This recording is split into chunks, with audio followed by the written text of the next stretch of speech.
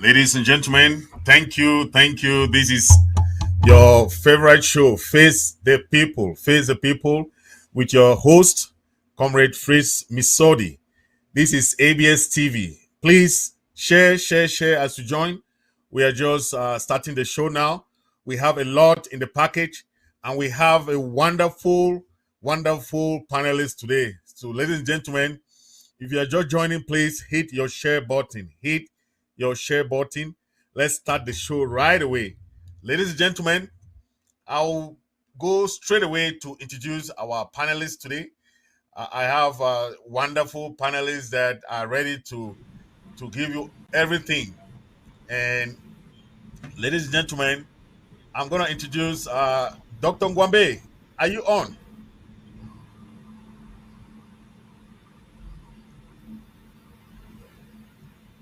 I think if Dr. Ngwambe is not ready, I think Honorable Sama Thomas.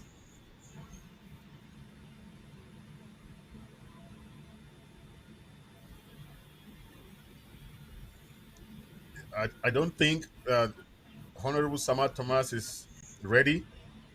And okay, Honorable Sama Thomas, can you make some introduction to yourself? I know you are it, so can you introduce yourself, sir? Thank you.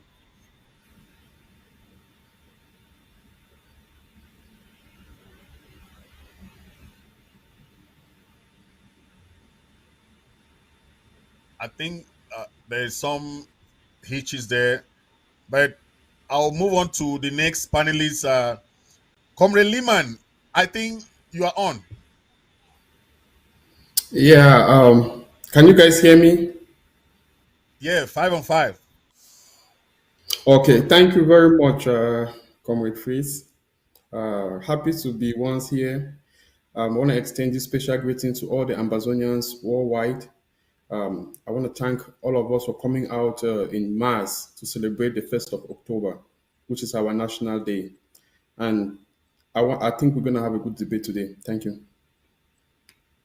Thank you, comrade. Thank you for coming. Uh, if Dr. Ngwambe is ready, I think he can come on.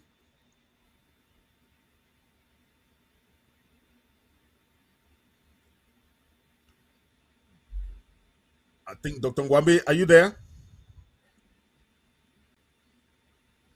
I don't think Dr. Ngwambe is ready for now. So we're gonna move to Comrade Sama Thomas. Can you introduce yourself, please?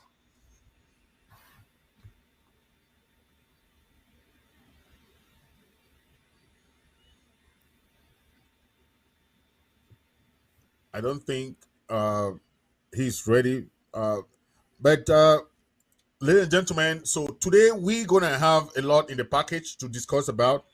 We are going to talk about the Canada talks, the Canada conference. We're going to talk about the resolutions arrived at the Canada conference.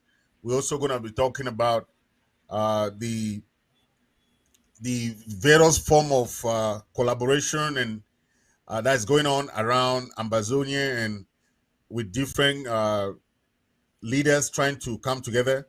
We're going to also talk much about the referendum. How what are the uh, proposals that we can suggest when the international community is uh, facing us with that? We have to get ready. So, what are the our own resolutions that we can bring forth for that referendum idea? We're also going to be talking much about the idea of the Biafrans having their embassy in Washington D.C. and what we think about that and how we can do same because I think we already had that in pipeline after hiring the law firm for the Amazonian people to try to make sure that we have a thorough diplomatic uh, exercise abroad.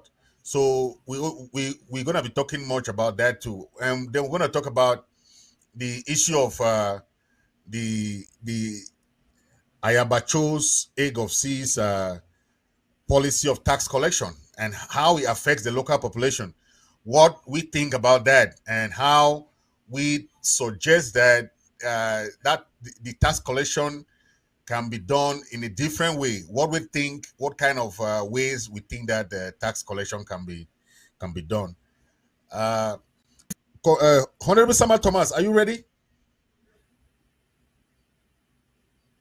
Just so a little bit, you can put one or two. Can you hear me? Yes, I can hear you now, man. Okay, it seems my devices are really getting and the gods are not to be blamed, or the devices are not to be blamed, or someone is to be blamed now, or what? So, good afternoon, Comrade Chris and Comrade Lihmann, and welcome back from Canada. I hope you got a lot of message, which will be good message to give us today on what actually transpired in Canada. Then I want to say hi to everybody back home who is watching us. I want to thank God that has been protecting you guys all to see this day of today and this moment that you are able to watch us from home. Thank you. Thank you. If Dr. Ngwambe is there, please, Dr. Ngwambe, are you ready?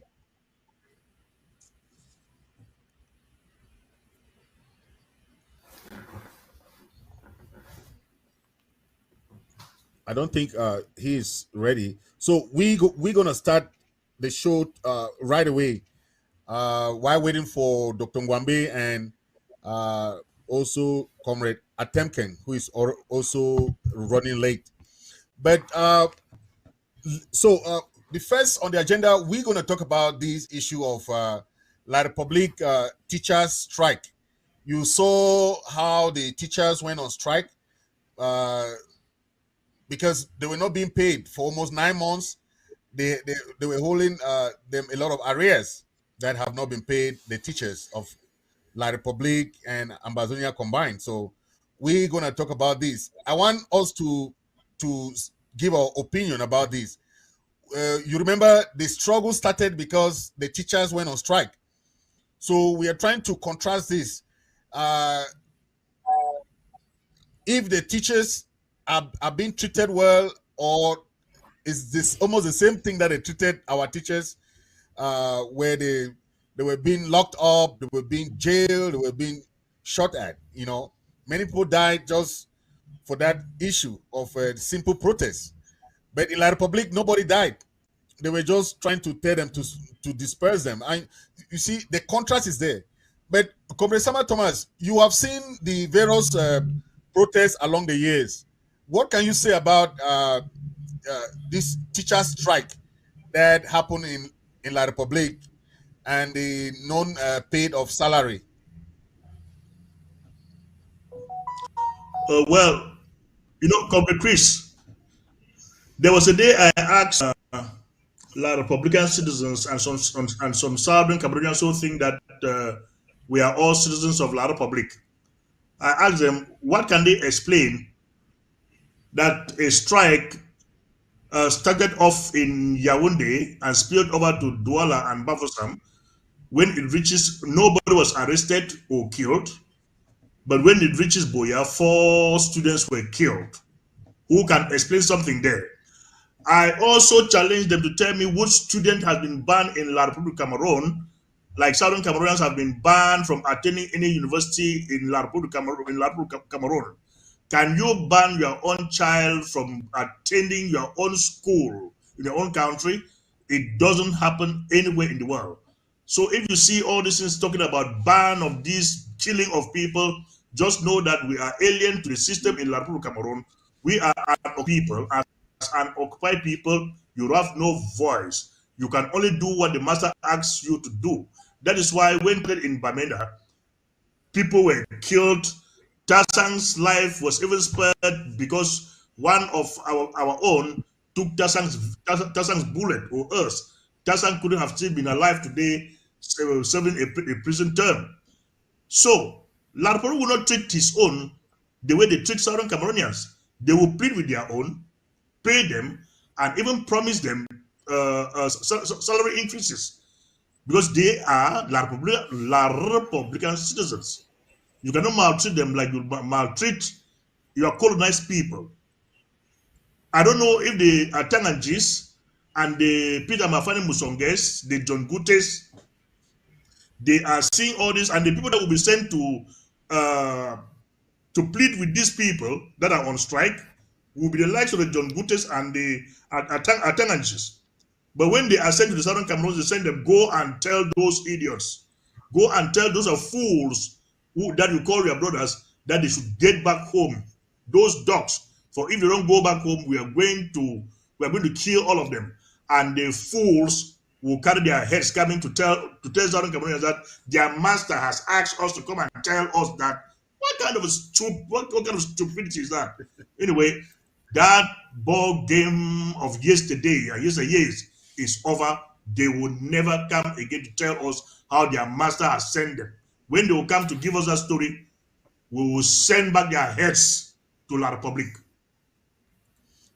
Thank you, Comrade. I want to ask Comrade Lihmann, who is there, and what do you think about the effect of this teacher strike, contrasted with the one that happened in 2016? Do you think it can have a spillover effect? Can you hear me? Yes, 5 on 5, man. Okay, thank you, Comrade Summer Thomas. Always nice to hear that pretty voice of yours. Yeah, I think that, to be very honest with you guys, I don't really follow the news out of La République. It is a country that revolts me. Just the notion of their existence brings a lot of anger in me. But what I can say is La République is a failed state. So I'm not surprised that teachers are going on strike. La République is a construction of France. And it is normal that if you see France going south, La République will be going south, because they live off the resources they get from the Republic of Southern Cameroons. So, the first thing is, when you colonize a people or you attempt to colonize a people, the first thing you have to do is to control the educational system so you can brainwash them and control them easily. So the teachers in La République striking doesn't come as a surprise, because La République has been a failed state. It is being sustained by France and the IMF. Since 1984, when they passed the structural adjustment, La République has never been the same again. It has been a failed state, living off debts that they borrow from left to right, and they mortgage the resources from the Republic of Southern Cameroons, which has now been renamed the Republic of Ambazonia. So I think that the La République has a very subservient population. They have a damping down effect. It's like the alcohol that they serve in La République has dampened their minds. So it is very difficult. I don't think they will be able to have a spill-off effect, because they don't have their mental capacity anymore. Because if they had that mental capacity, they would have been able to tell their government that, hey, look, what you guys are doing to this neighboring country is wrong. So La République being the country it is, believe me, I don't expect anything from them. It is a failed state.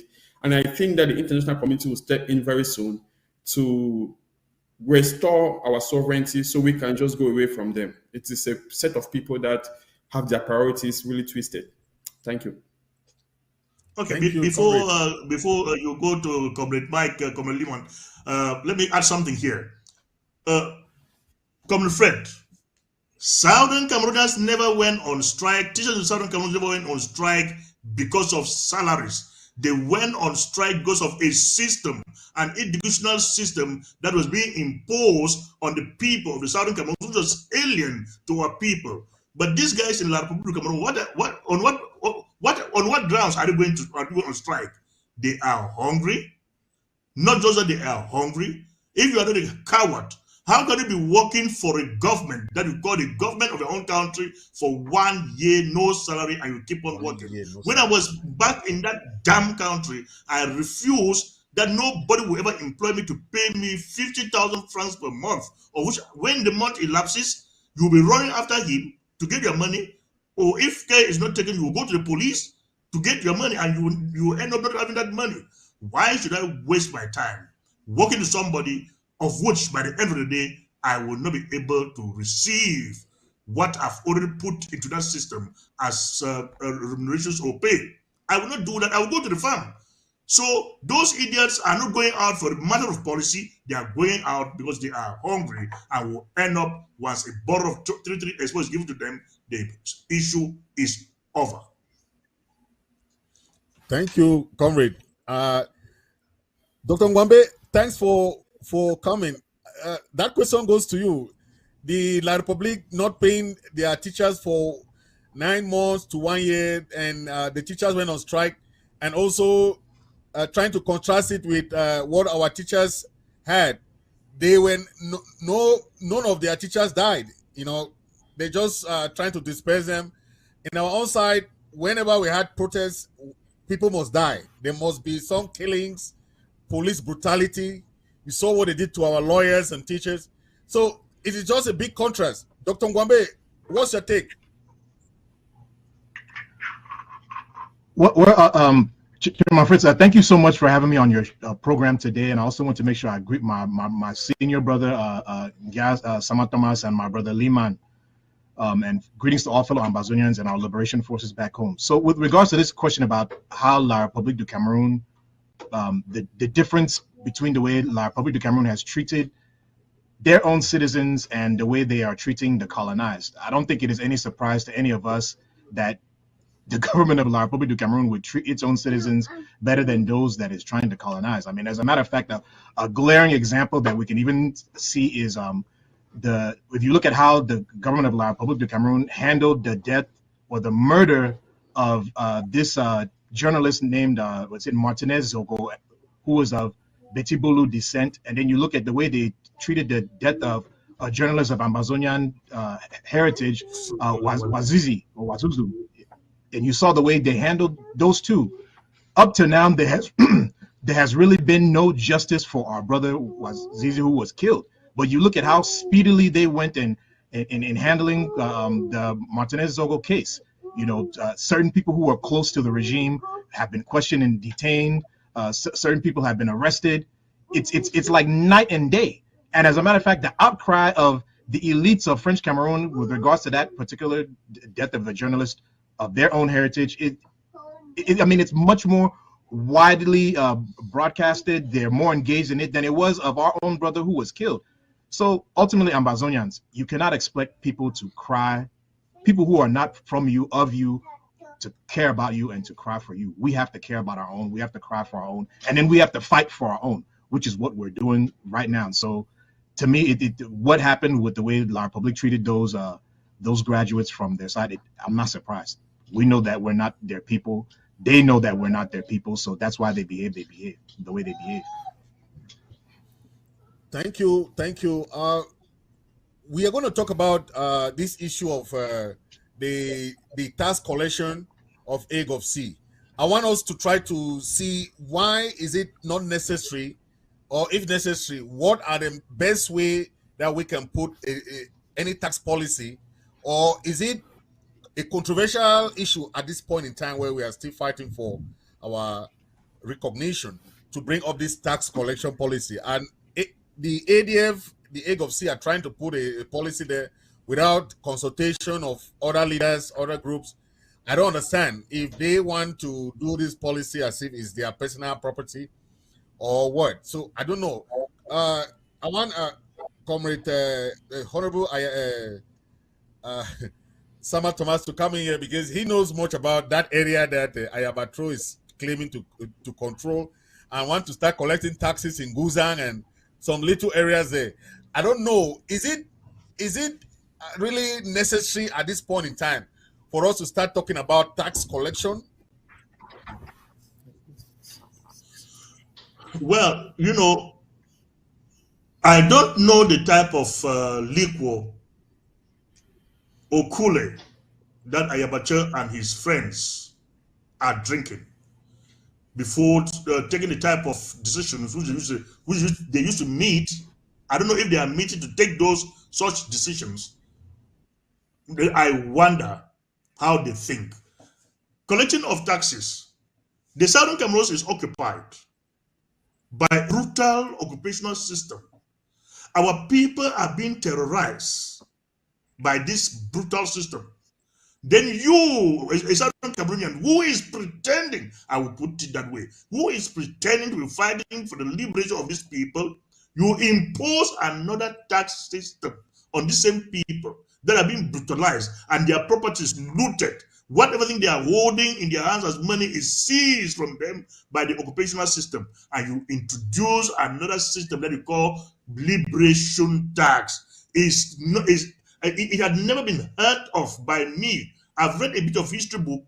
I read of the British history during the First and Second World War, what the British could do during the ongoing of the Second World War was that they were taking aluminium materials from every household in Britain to produce war ammunition with. What the British were doing is they will conscript British people to work within the armory. If you cannot be of use in a mechanical section, you will be a cleaner. If you cannot clean, you will be cooking. That is how British were operating during the period of war. Hadibe Ayabacha and his friends said, what Southern Cameroonians need for this war that our citizens can provide, which is but normal, like every society will do, I will accept it. But saying our people should pay for taxes, of which what is the use of tax in our society? You collect this money to develop the society, to develop that society with. You give hospital, you provide health facilities, roads, water, electricity. So the tax that Ayabacha has imposed on our people, what are they going to give in return after collecting these taxes? Is that not stupidity? And this my people used to call, these my people call themselves doctors. I'm wondering if they are really doctors or some brainwashed idiots who left school and cannot understand, identify their left from right. Somebody still need to convince me about how these guys are thinking. Thank you, comrade. That tax issue has been a very controversial issue, and we are trying to see if it's part of extortion, because we know that what the IG does and other groups, they make sure that they do what we call draft. They collect monies from the diasporans so that we don't have to put the burden on the local population. But I want to ask Comrade Lihmann, you know of tax policies abroad. You know, we know of different tax policies. We have state tax, federal tax, local taxes, income taxes that they collect from people. But the tax system that Ayabacho is trying to implement has nothing to do with any of this type of taxes. It's a liberation, and I don't know your own take about this. If it's just not going to work, and because it's not like a comprehensive tax policy. Yes, comrade. Thank you very much for asking me this very brilliant question. I think I will beg to differ with Comrade Sama Thomas. I think he was a little bit too generous, calling it taxes. Ayabacho and his group have no legitimacy to even collect taxes from people. What Ayabacho is doing is called racketeering. It is not taxes. He had, first of all, to collect taxes from people, you must have the mandate of the people. It must go through a parliament that is voted into law, and there is an amount or a percentage which is required to be paid based on income or based on whatever matrix is used. So what Ayabacho is doing is simply extortion. They started from kidnapping for ransom, and he went down now to outright armed robbery. So never in the history of the world have you heard that soldiers or guerrilla fighters, they go from house to house collecting money from people. So I will not even go as far as calling it taxes, because to be a taxation policy, you must first of all be a government. Ambazonia doesn't have a government. There must be a parliament that voted into law. Ambazonia doesn't have one. So a few individuals sitting in the back of their rooms or in the WhatsApp forum and writing, jargons and then calling it tax policy is an insult to his education. I think his colleagues or his classmates will be very disappointed to see that that's the stupidity he's doing. So personally, I don't even go into the discussion of if it is a good policy or a bad policy. It is plain and simple extortion, extorting people who are so vulnerable, who are unable to defend themselves. If it was a tax policy, as he claimed it was, why is it not something which is implemented in the diaspora, where people have enough money to pay? No, it is extortion. They go to those villages where people are vulnerable, they have IDPs, they have refugees who have moved, and they hold them at gunpoint to pay money that they don't have. What is the basic income of those people in the forest? I mean, we should say it as it is. I have no personal problem with Ayaba and his group, but what they are doing is extortion. They are taking advantage of vulnerable people. And I think we have to stop it. We owe our people the duty to call him out. And if this continues, I think our people need to report to the Norwegian authority what Ayaba is doing. It has nothing to do with this revolution. It has nothing to do with the restoration of the Republic of Southern Cameroon, now called the Republic of Ambazonia. It is plain extortion. First of all, Ayaba has no legitimacy by law to collect money from people. He is not a taxation agency, okay? He has no mandate, be it implied or express, to function as a tax collector. Where are the tax rules? Where is the tax law that he's using to implement? So when they start to extort people, they should come out clean. What they should not do is say we are collecting taxes and then make all Ambazonians look stupid. No, we are highly educated people and we understand what taxation means, who has the capacity to tax, and who should be paying based on tax laws. Ayaba has none of those things. So Ayaba is just an extortionist. He's a crook and needs to be stopped. Thank you. Thank you. Dr. Ngwambe, you have seen this all along, the failed policies and all those things about tax collection. But I know you have a different take about if the policy can be implemented, what are the ways that it can be done legally? Because now everybody says it's illegal, is extortion, is racketeering, or whatever you call it.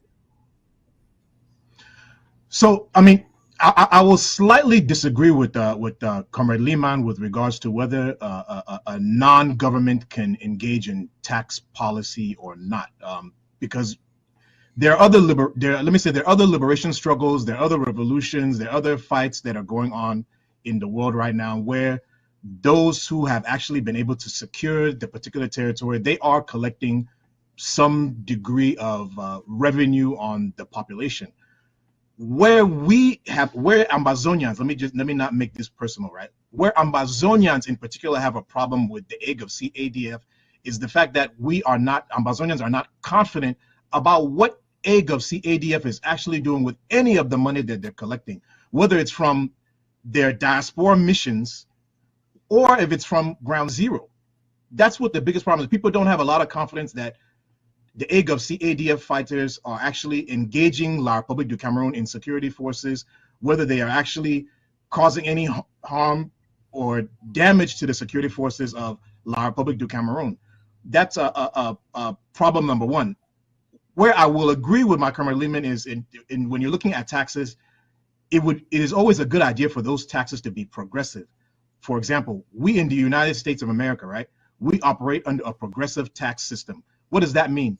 It means that those who end up making more money, earning more income, if their business earns a lot of money or earns a lot of revenue, they end up paying more taxes than people who don't make a lot of money or don't even earn any money at all. For example, and I hate to quote something that I haven't double checked because it's been a long time since I looked at it. People who are making, I think it's less than $19,000 or $12,000 or something like that a year in the United States, they don't pay any taxes. They don't pay any taxes.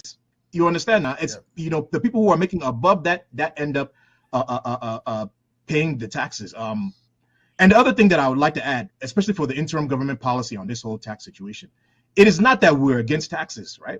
Because we know that freedom is not free. We know that liberation is not free. We know that it's expensive to conduct a war. And as you even heard what our senior comrade Sama Thomas was talking here about some of the things that the British did to help supplement some of the resources they needed to be able to produce the equipment they needed to fight the war. They actually levied some things on the people. And as you even look across the world, especially in America, it was because of some of the things, policies that the U.S. government did that actually brought women into the workforce. It was the world wars that brought the women into the workforce, right? But the point that I'm trying to make is that the interim government policy is that tax only those who can actually pay. And who do we believe are those who can actually pay? Businesses, especially Francophone businesses that are still operating in our territory. That's who should ultimately be paying these taxes, are the businesses. The average ma and papa we eat day for quota. The average youth way they like we saw. Na hand to mouth, where did he do?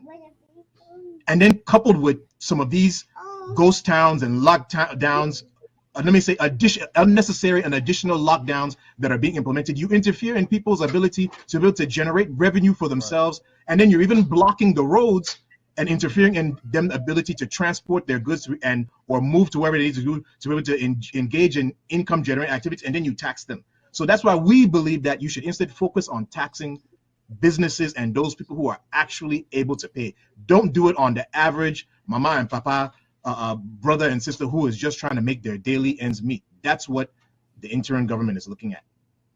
Thank you. Thank you for that.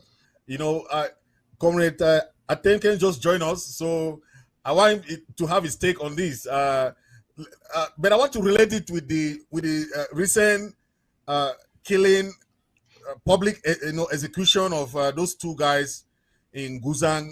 That certain opinions said that those guys were killed because they did not pay their taxes. Some people said they were killed because they were blackleg. Some people said they were killed because they work with the military. Comrade Atemkeng, I don't know your take on that. We are committing some kind of crimes when we do extrajudicial killings. I don't know your take if this is an implication to our struggle when we kill people like this, and which is not our culture, to kill, do these public executions.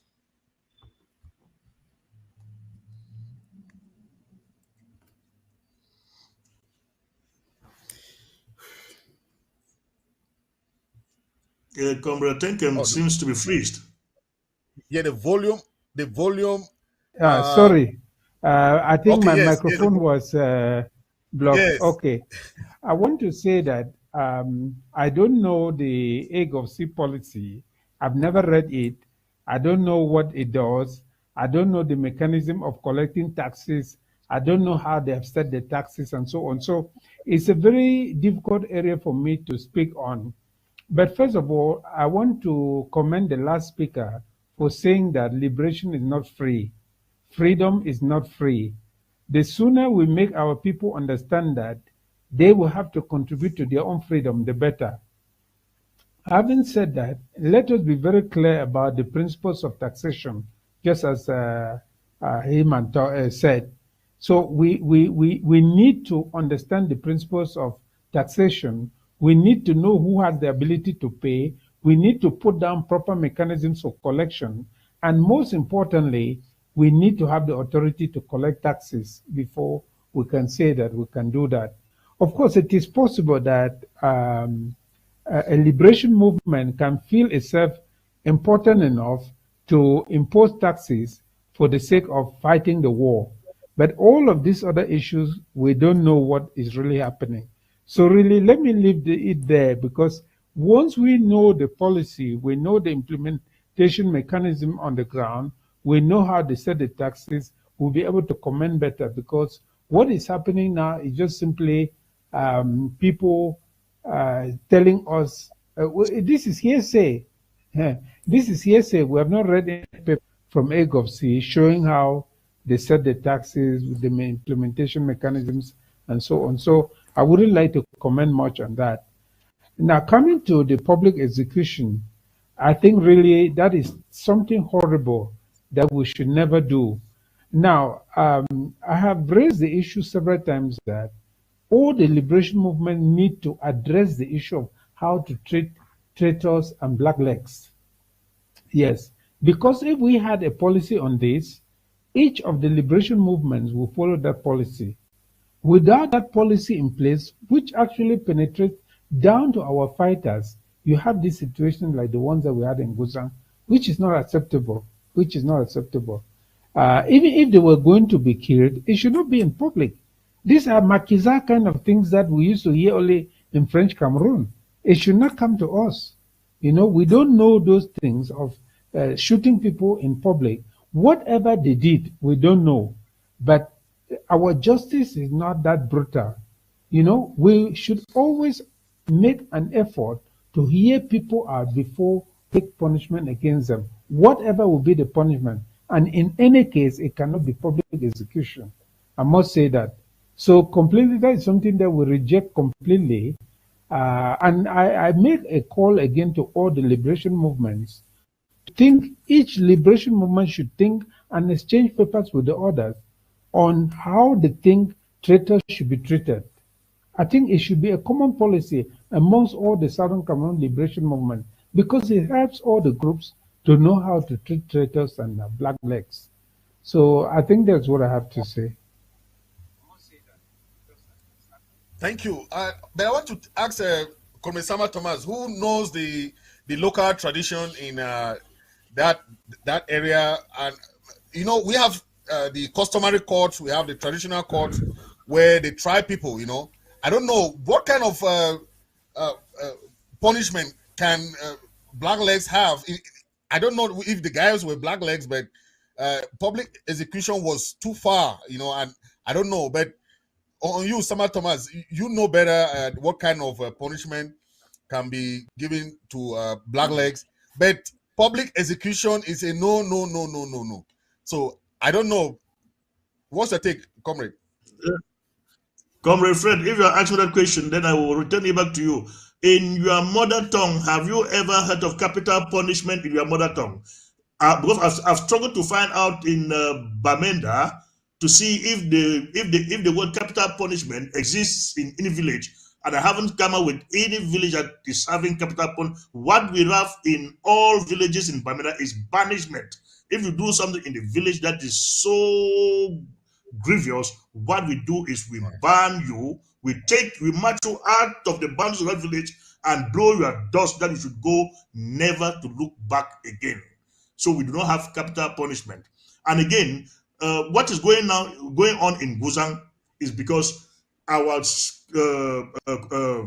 customary system has completely collapsed, not by the making of our people, but by the ADF and AGOVC that have turned the place. What goes on there now is a reign of terror. They are terrorizing our people, making it in such a way that even the chiefs and the quarter heads, they do no longer have a voice to say anything. So they become the judges, they handle cases, even the chief is under them now, they terrorize him. If you don't dance according to their tune, they kill you or you leave the village. So they are now the judges and whatsoever. There's no customary system going on again. They are now the law, and they've taken everything into their own hands. They decide whether you live or you die. I don't know. It is people like Ayabache that have created over 90% of the so-called blacklegs that we are having. What can you tell me? That you are holding a gun, pretending that you are fighting to liberate me, and you turn around to terrorize me. You turn around to take what belongs to me. What are you expecting that I should do? That I should go down to pray that, oh, hallelujah, what this man is doing is very good. I will go to the enemy. If that enemy is going to serve my ass from you, I will tell the enemy to kill you. I know that is the enemy, but it seems that enemy at that moment is a better friend than you who is terrorizing me. So we are the ones creating our blacklegs. That's the ADF, not not the ARFs. The ADF is creating more black legs against this struggle than even the enemy themselves. Thank you. I want to take it a little bit international. We saw Amnesty International asking the government of Cameroon to investigate the killing of these two individuals. And we have seen that it has a lot of far-reaching implication on the struggle. I want to ask Comrade Lihmann, what do you think is the implication when it comes to war crimes? When you commit this kind of crimes, and now we're hearing of Amnesty already got this, and they are trying to ask for La République to investigate it. And we know that La République have committed more of these war crimes than we can even think of. But now, because it's still Amnesty still recognize them as people who can have that official, that legal binding to look for the culprits of this crime. What is the implication to the struggle of these public executions? Yeah, comrade. I think I feel really, really terrible. I have to comment on such an atrocious act committed by a group of young men who don't know their right to their left. But first things first, I want to go back a step and link the tax policy to the execution and to the outcome of the international community stepping in. You see, we have to be very careful when we settle on a particular issue without understanding the implication in real life. The reason I will not call the thing Ayaba is collecting money from Ambazonians at gunpoint taxes is because it is racketeering, it is extortion by law. Right. Tax agents don't go with guns and meet people in their homes and ask them to give money. That is no longer taxation. Taxes come as an obligation to the state. And the tax money goes to pay teachers, pay for the military, pay for other things, provide water, food, all those things. And it is a deliberate policy instituted by the social contract. That is, the people have agreed to give that money to the government. It is not an imposition on the people. That is no longer taxes. So let's clarify it. Now, when they take guns to people's homes, and if somebody becomes recalcitrant, do you know what will happen to the person? The guns will take over. The person will be killed. And now, this is a very dangerous precedent that I want all Ambazonians to understand. When we allow individuals to make ideas that they are creating tax policies, then the next thing is that they will tell you that they are the judge, and they will have to start judging people. And then the next thing is that they are the executioner. So they will arrest you, judge you, and execute you based on their personal vendetta. Now, this is why I draw the line. We should be very general when we talk about laws. Laws are general. Laws are not subjective. And that is why I come back that the execution of these people, even if they are blacklegs, is wrong. There was no court of law that heard their own side of their story to determine if they were actually innocent or they were guilty. They were executed summarily. Now, I'll even go further than that. I'm not just against public execution. Even private execution, I'm against it. No civilian should be executed. Even if you catch the civilian red-handed, taking the military to show them the Amber hideout. The reason is, how far are you not sure that the civilian was taken against his own wish? Or if they have his family and they are blackmailing them, that if he doesn't do that, they're going to kill him. There's a lot going on, and there is no authority to investigate all these things. So any idea of people being called blacklegs and they should be executed is extrajudicial killing. And it is also what they call summary. The worst is the summary execution. Publicly, in front of the families, the loved ones, the children. So let me ask you a question. If that was your brother or your child or the husband of your sister being executed like that, what will you tell the children? So we should be very careful when we endorse certain things. What I'm saying is Ayaba has committed war crimes because they came in and they accepted that they executed those people to set an example. And let me warn Ayaba, okay, I'm saying this publicly and in front of the whole world. Ayaba will leave Norway to prison. What he has done is called war crimes. It has no status of limitation. Even after 100 years, those family will come for justice, and Ayaba and the boys he sent to execute people will go for it. Now, I want to connect what he has done to what what Amnesty International wrote. You see, we have the habit of saying La Republic is committing genocide on our people, right? There is extrajudicial killing, there is summary execution, and the next minute you have Ambazonians committing the same atrocities. So what makes you think that they are going to investigate La Republique for extrajudicial killing and not also investigate Ambazonians for extrajudicial killings? Okay, and even if La Republique is doing extrajudicial killing on our people, should Ambazonians, should Amba fighters do the same? I want to be very clear. Listen, La Republique has what they call state immunity. They will say that they did that law, exercising law in law and order. But now this is the problem. Ambazonians do not have immunity by the law. And the worst part is, when Ambazonians execute their own, they are not even executing La Republique, they are executing their own. The families now are bitter with the fighters. They want their revenge. They will have now to show the hideout of the other fighters, be it ARFs, be it ADF. They don't care. They just want their revenge. So now everybody becomes a black leg. What I'm saying is anybody can be a black leg. I am against the execution of anybody, be it black leg, be it white leg, be it blue leg or purple leg. There is nothing like people should be executed for just saying they're against the war. So I am against summary execution, and I think Ayaba and his group will be answerable for that. I, as a bona fide Ambazonian, I'm a purebred Ambazonian. I am 100% against executing any Ambazonian civilian or taking away his property by force. Ambazonia doesn't stand for oppression. Ambazonia is for freedom. Freedom means freedom. And no Ambazonian citizen force people to pick up arms. They should not pay for it. Okay? Those who want to fight their wars should have the means to pay for it. Thank you. Thank you. Can I come in there? Can I come in there, please? Fritz, and then myself we are making... Fritz, coming after Comrade Dennis, please. Just... I want the opinion of Comrade Dr. Ngwambe, who left, so he just came back. Please let me hear his opinion about that. Dr. Ngwambe, I want your own opinion about the Amnesty report that La Republique should investigate the killing of these two guys.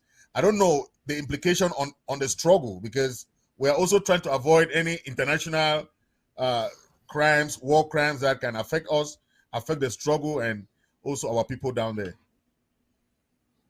So definitely the public execution of blacklegs is definitely unacceptable.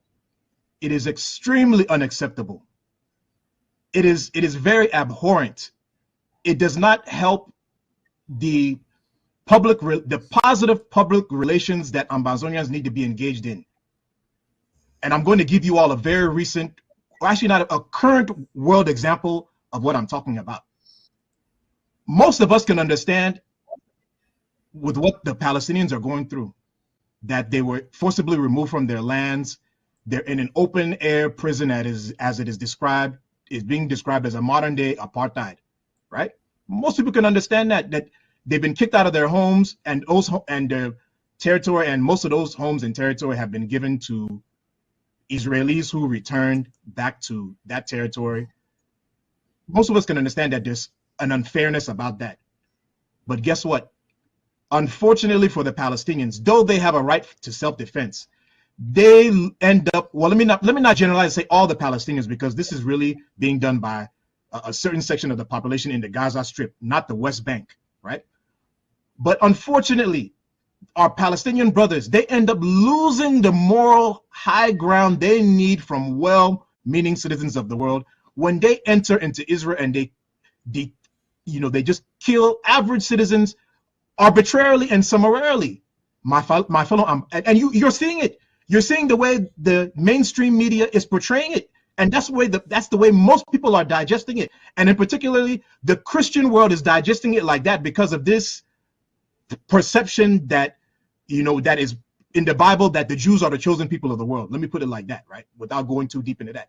So that's the way the rest of the world is perceiving it. So my fellow Ambazonians, we have to learn from that example and recognize that as much as we may need to inflict pain on La République du Cameroon so that their government takes the peace process seriously and is actually committed to the peace process, you cannot go after civilians to do it. You cannot go after people who can be perceived as innocent to do it. One of the questions that I would like, kind of related to what you were asking, Comrade Fritz, let me see because I kind of wrote it down here, what is the responsibility of liberation fighters to justify the implementation of capital punishment to the general population, especially on blacklegs who are from our community? I too have wrestled with some of the concerns that my brother Lihmann posited, that hey, when you do something to blacklegs, especially blacklegs that are from our community who are Ambazonian descent, there's a high likelihood that the collateral damages that you're going to create more blacklegs from the family members. That is very high. It is extremely high. Even detaining them and beating them in punishment is extremely high. Even collecting taxes from them or doing mischief to fellow Ambazonians, you, as a fighter or liberation fighter, you're going to create collateral damage where their family members will end up turning against you. So that is why we are in particular very against the public execution of blacklegs who are from our community, who are citizens of Ambazonia in particular, because this issue of blacklegs, it is growing exponentially because of some of the stupid mischief that certain fighters have done. Or maybe certain miscreants amongst the fighters, amongst the good fighters have done. And unfortunately, the good fighters have not done anything to clamp down on that mischief that these bad infiltrators have done to them. I want to talk on something my brother, Senior Comrade Ngwambe Thomas talked about, this issue of not having the word capital punishment in most of our dialects. Yeah, that's true. We may not have that specific word capital punishment in our dialects, but we in our dialect we have the word for kill now. In Bafut we say juita, right? And I remember a story from Bafut where capital punishment did exist in those days, and they talked about the story of someone had done something wrong in the community, and they were going to go execute that person. And the place where the traditional figureheads in the society would execute that person was they would take them to a cliff and then push them off that cliff, and that's how the person would die. So while the juju is going to go carry out this execution, he is there dancing and mocking that person that they're about to execute. And the story goes that somehow that person who was going to be executed, he was able to free themselves from, the bands that were how his hands were tied. And when the juju was going to push him over the cliff, he grabbed onto that juju and fell over the cliff, and both of them died. And since from that day, executions finished. No more executions in Bafut. You understand now?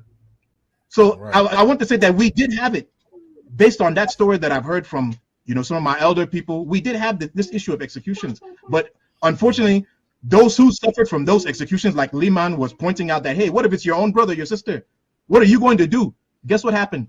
Most of these jujus are normally the essential people, let me say the important people of society. When his family members saw that he died in the process of going to go execute someone else, they canceled it now. They canceled it. It's not something to really laugh at, the death of people is not something to laugh at, but that's what ended up happening. They stopped doing it. So personally, I don't really like this public execution thing, but I'm really expecting that we understand that those guys now had a high probability of being blacklegs. But the ADF fighters who carried out that activity, they did not even justify why they were carrying out that activity to the population. Are they assuming that the general population that was there in Guzang knew that these guys were blacklegs? We who were in the diaspora, we did not know if those guys were blacklegs or not.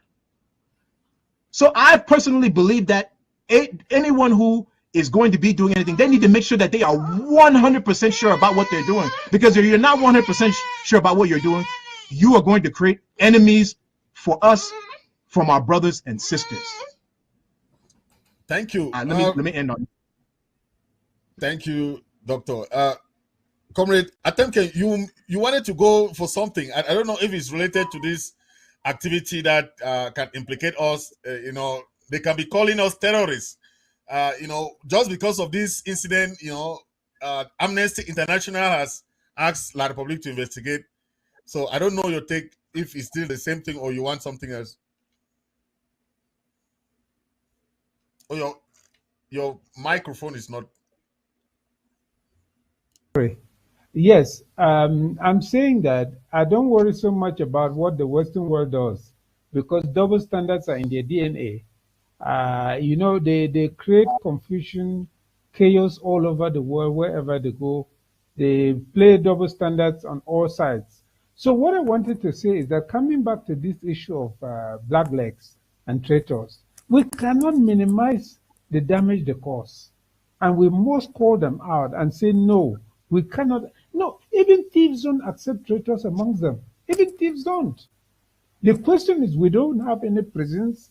What do we do with blacklegs? And that's why I'm calling on all the liberation movements to focus and iron out and issue a policy to each other how blacklegs treated, because it's not sufficient to say blacklegs should not be executed.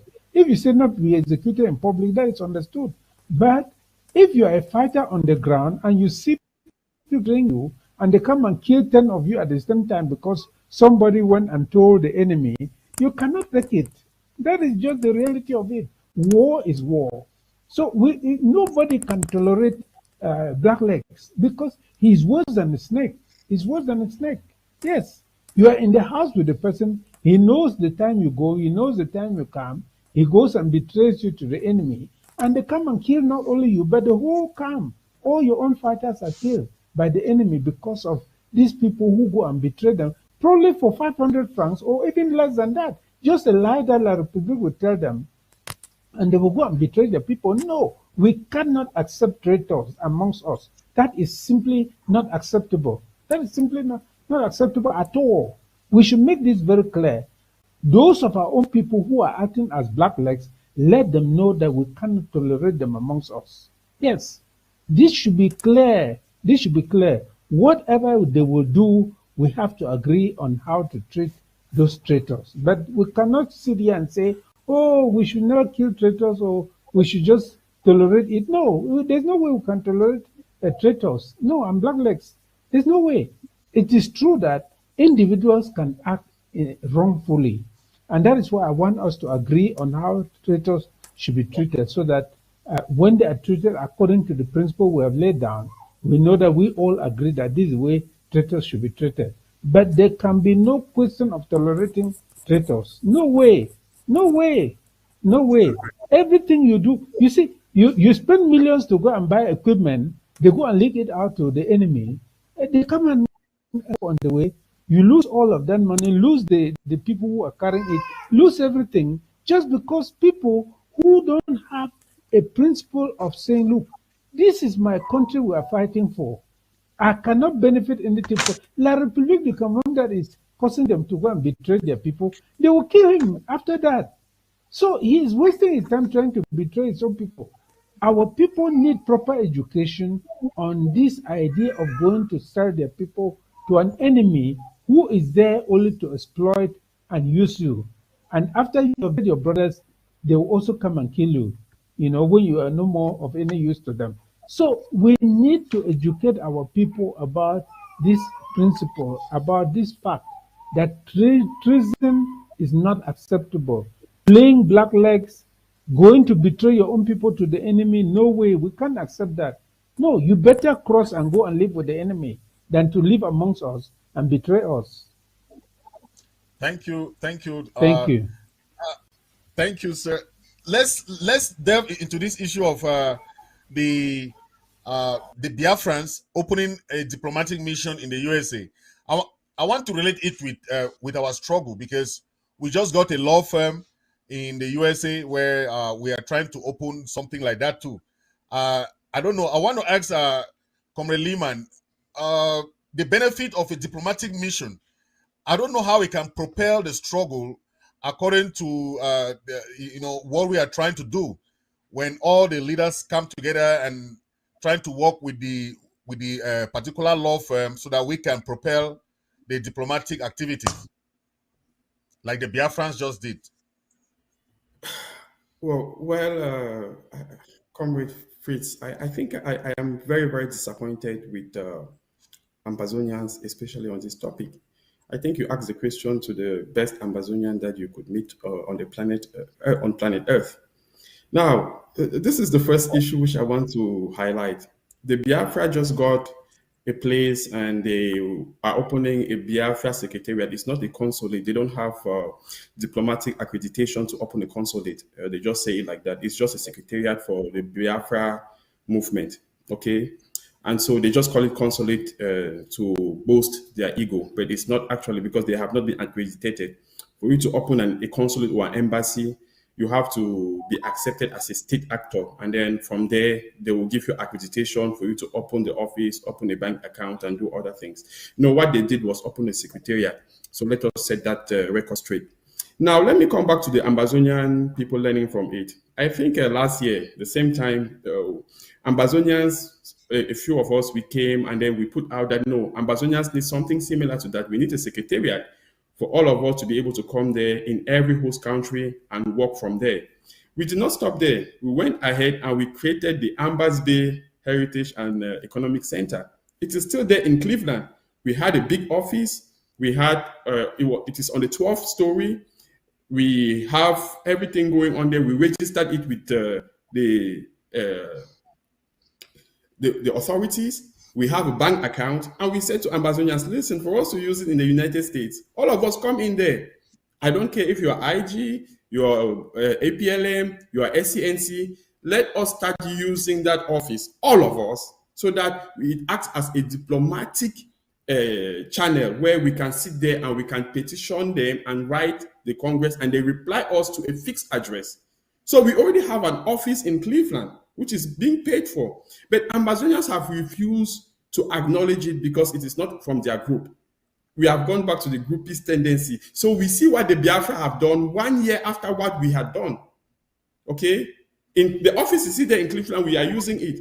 But we shoot ourselves in the foot just because we don't want to give praises to A, B, or C, or we don't want to acknowledge the effort of A, B, or C. Same thing which Comrade Chris did. Comrade Chris went out, tried to get a lobbying firm.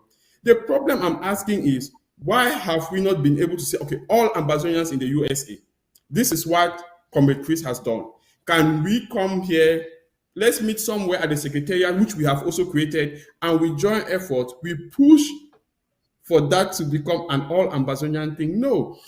What we have going on is this, what I call low self-esteem, where Ambazonians feel that if we support an initiative which is not being pushed by my group or my leader or my IG, then I'm not, I'm giving credit to the other people and not me. But no, if we see ourselves as Ambazonians, okay, first, before being IG or AGOVC or APLM, you see yourself as Ambazonian, any gain for Ambazonia will become a gain for all of us. So that is why I'm still calling on Ambazonians. And listen, we have a secretariat in Cleveland, which we had opened last year. Okay, we have an office, and I contacted groups. I'm asking them, hey, I need documentation of the killings on the ground. I need documentation of the various meetings. I need to be here. I need to be there. I need to know all of this so that we document them in our secretariat. I want to know how many Ambazonians exist in the USA. We document it. Where is the center of concentration where you have most Ambazonians? We document it. How is our constituency? Do we have voting priorities? Can we support a candidate? Can we do this? Can we go diplomatically as Ambazonians to the State Department? But the problem is Ambazonians are more worried about the person than the project. They are more worried about the individual than the ideology. So the Biafrans just opened an office yesterday and we are here celebrating. But Ambazonians opened a secretariat last year, okay, and asked everybody to come there. And people said, no, it is not from my group. So you can see what groupism has done to us. It is a terrible thing. And what I'm saying it with a heavy heart. Until we stop this low self-esteem, we learn how to come together, hold each other by the hands, work together as one people, under one nation, under one flag, sending out the same message: we shall not be part of this Ambazonian restoration quest. Might be our children will be the ones to see Ambazonia. We will fight all of our lives and we will miss the goal because we refuse to do the simplest thing on earth: hold each other's hands and work together as a nation under subjugation. Thank you very much. Thank you very much. I want to us to think about the diplomatic gains that we can do, because we are trying to work on diplomatic issues so that we can prepare the struggle. When we talk much about the past, it's very difficult to really propel the struggle at this point in time, because a lot of issues have gone wrong, the dynamics have changed. But someone like Comrade Sama Thomas have been there for a while, and he knows all the diplomatic moves that have been going on in the past. And I don't know, Comrade Sama Thomas, opening or having a diplomatic office in America, what is your take about that? Can it really propel the struggle, or what do you think about that?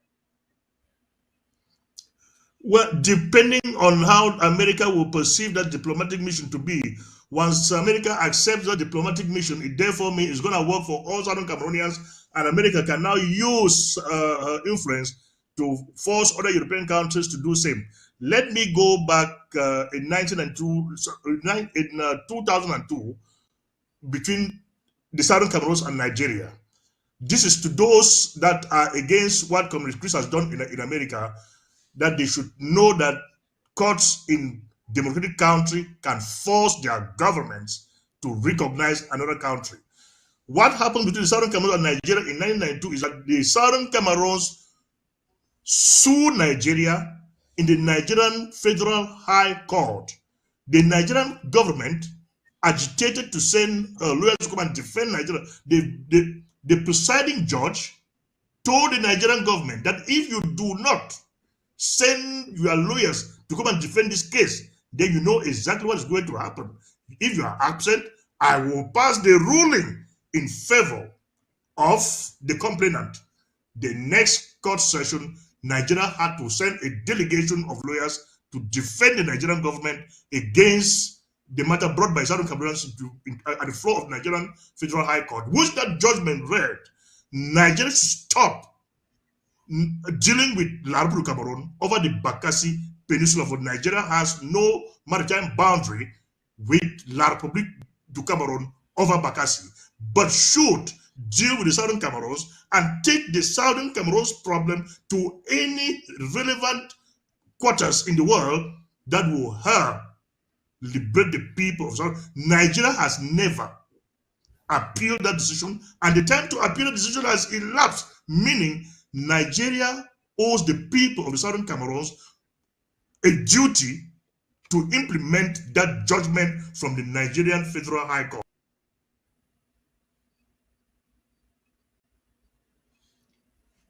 There's a network hitches there. I'll ask Dr. Comrade Atemkeng to come in here. Dr. Comrade Atemkeng, you know much about diplomacy, and you know that we have been pushing for these diplomatic moves. I don't know your take on that. If the benefit of opening a diplomatic mission where all Ambazonians can agree that yes, this is our diplomatic house to carry out our activities, I don't know if that would be beneficial at this point in time. Let me say that the purpose of that mission would not be for Southern Cameroonians, because you see, you open a diplomatic mission in a country where your citizens will be coming and visiting and so on. But in a place like America, where people are just involved in the rat race and running around, it is not Southern Cameroonians that will come. The most important thing about that diplomatic mission is that it's a sign of seriousness of who we are. Because once you have that, people know that they can visit that place, hear your story firsthand, get documentation from you, and so on and so forth. But at this stage that we are, what we need most is finances. So if we can use that office now, from the seriousness that that office portrays to potential sponsors, and convince them that, look, these are the facts of our case. We are already at this step. Through this, we will move to this step. And the person is convinced, they can put down some resources to help you. So this is something that can be done because of that. We have gone past the point of just public lobbying, where we are just making public education to make people understand our story. No, at this point, you are looking only for decision makers who can influence the outcome of this struggle, the outcome of this conflict. You are not, it's not public education anymore that you're after. No, you're not public education. If somebody comes there who genuinely says, look, I want to know what this thing is about, okay, that is a plus. But at this point, you just want a place where people can locate you, people can come and get documentation, and from that place, you can write to people, contact people, make calls, talk to people directly, negotiate things, and so on and so forth. This is the value of such an office. You see, this is the value of such an office. But we should not conceive of that office as the place where you do public awareness. Just no. We have gone past the point of just public awareness. And that is why when we are contacting somebody to lobby for us or meeting a country, it is not just about trying to make the country know our problem. No. We must have a list of things that, look, we want you to do this for us. We want you to do this for us. We want you to do this for us. Can you do this? Can you do this? Can you do this? This is how we must approach the issue of diplomacy in the world now to move forward our case, because it is gone past the point of just public education. So it is very good. It will be used, but not particularly for Southern Cameroonians, unless they are visiting and they say, look, let us go to our office in Washington and see what is happening there and talk to the people who are there and so on and so forth. Thank you. Thank you. Dr. Ngwambe, you can really talk much about this because you have been at the forefront of collaboration, forefront of consultation, trying to bring leaders together to forge a kind of powerful structure that we can have a strong diplomatic voice. I don't know your take on that. Do you see any other arena or avenue that we can take, like what our fellow comrade just said about the benefit of a diplomatic structure where we can use it to propel the struggle?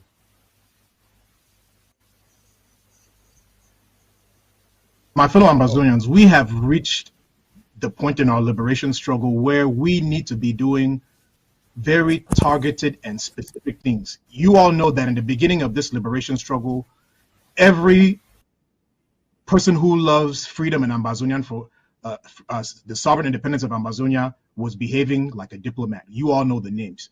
We saw all kinds of people going to U.S. House of Representatives, snapping pictures there, knocking on doors. We saw people in Europe doing all kinds of stuff like that. Right. And guess what? The people that count, foreign diplomats, still said, we've never seen anybody from any of your stuff coming and talking to us. And that was an embarrassing statement for some of these people to make.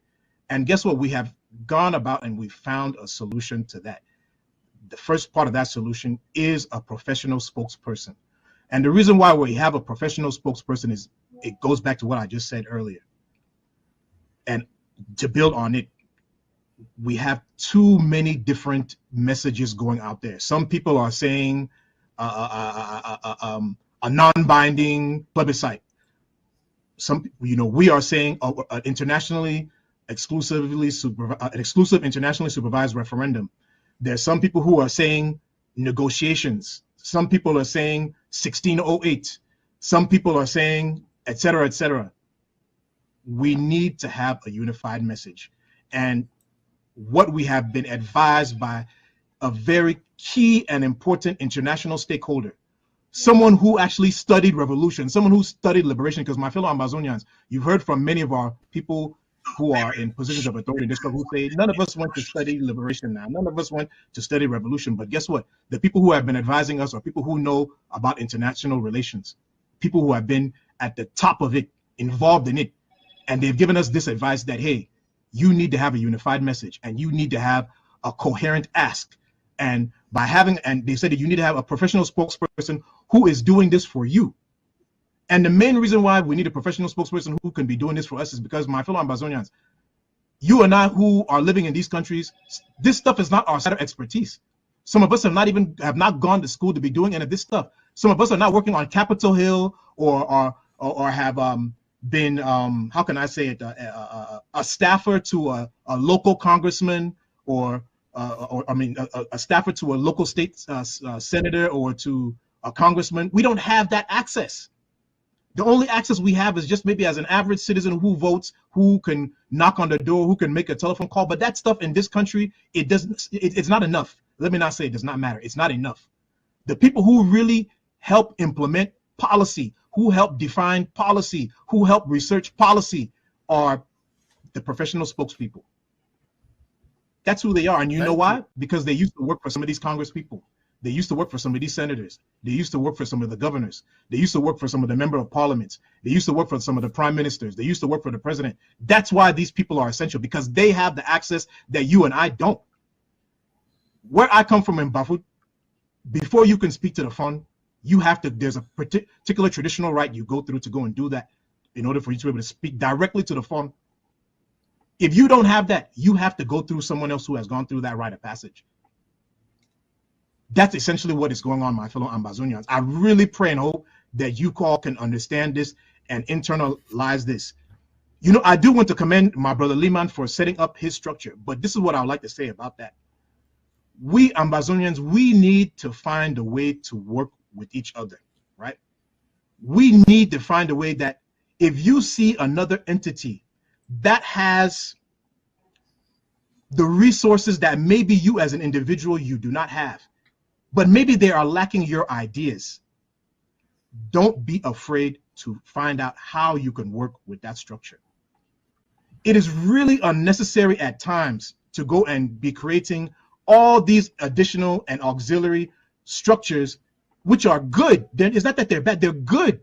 But sometimes as an individual, you may not have the resources, you may not have the personnel, you may not have the exposure that you need to take that, your idea, to the next level where it's going to benefit everybody. That's why you see people who start businesses, right? They may have the idea, but they don't have the money, right? That's why they go and they see the venture capitalists, and the venture capitalist is able to give them the money, even tell them, hey, this money, you can use it to get some of these type of people who can surround you, right, to help take your idea off. That's what some of this stuff is. So I really have to implore my brother Dennis and anybody else who may be not able to understand how they can be part of another structure that is actually has the let me say, the structuring that is needed, that has the personnel, the finance that is needed to help take your idea to the next level. You are welcome, right? We are all fighting for this thing together. Do not be afraid to find a way to interact with that structure and find a way that you can incorporate your idea there. Don't go and be doing this lone wolf stuff, because it's a lot of this lone wolf stuff that, yeah, it may be good for the future when Ambazonia is an independent country. Having a structure like this will be good. But for right now, we need a lot more focused efforts and not individual efforts. Thank you. Thank you. Fritz, Let's step in real quick since he called me, please. Okay. 30 yes. seconds. Thank you. All right. Yeah. First thing, I want to thank you very much, Comrade Ngwambe, for that brilliant exposure. But the first correction I want to do is, it is not my thing. The secretariat we open in Cleveland is not a Lihmann's thing. It's not a, I don't belong to any group, first of all. What happened was, when the idea came, we said, okay, when you look at Skakov, we had a resolution there that we should open a secretariat. You look at the Hagerstown, it has a provision that we should open a secretariat. Before that secretariat was opened last year, it took us over a couple of months. I think Dennis Atemkeng was part of that committee. We met with people from South Africa. We met with, we invited all the groups in Ambazonia to come and let us embark on that project. You know what happened? Some people came in, like Adrian Gang came in from out of state. You have people who used to be in Maurice. You have groups from Boston. They came here, okay? But the political pressure groups did not show up. so that they will say it is a Lihmann's thing. No, the secretariat was opened by Ambazonians for all Ambazonians, and it is still there. So you are free. Let's not go to the past. The secretariat is still there. Can Ambazonians come in and use their own secretariat rather than being envious of Biafra? Because we already created that secretariat. We registered it with the United States government. We have a transparent bank account. Everything was set up. So when you say my personal thing, a Lihmann's thing, there you are just being a little bit off the rail, because it is an Ambazonian secretariat. I don't own it. The registration papers are there. I can publish it here if you want me to do it. So we should be honest enough to acknowledge that the problem we have is that if it is not from my group or from the person I like, we're going to fight it tooth or nail until it is dead. Now, when it is your turn, you bring up something good, people will also fight you. So this is very simple. I've been very open about it. Ambazonia already have a secretariat, which is in Cleveland. If you guys want us to move it to DC, we will do it. But we should be honest enough to say that, okay, see, this is our product. It is not a Lihmann's thing. It is your secretariat as it is mine. It is as Fritz secretariat. It is for every Ambazonian in the USA. The doors are wide open for all of us to use it. So let's move forward, as Fritz rightly said, and not look behind. Thank you. Thank you. Let's move to the other topic of the conference in Canada. I know Comrade Sama Thomas know much about the conference resolutions, where they had the resolution of they talk of collaboration, those resolution that the conference had, and most of the time saw that the resolutions, most people said that the resolution were not really or the like agree of a unified collaboration structure. They talk about coordinating humanitarian response. They talk about protection of homeland and increasing effective education. But nothing was said about referendum. Nothing was said about diplomacy. Nothing was said about any forging ahead that we know that we are trying to look at. But Comrade Thomas, looking at the SCPC conference in Canada, what is your take about their resolution and their own proposal and that they came about? The very first thing I would like to say is that Southern Cameroonians are fond of reinventing the wheel. That is what, like Comrade Lihmann is saying, is what is killing all of us.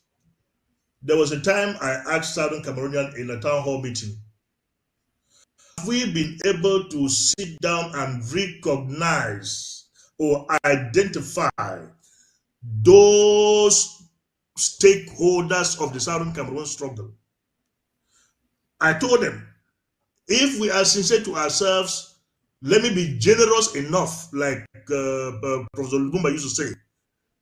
If we are sincere to ourselves, we do not have more than 5 groups in this struggle that you can rightfully call them stakeholders. Anything you do without bringing these people first together to sit and talk and agree on something with them, we are throwing water onto a dead back.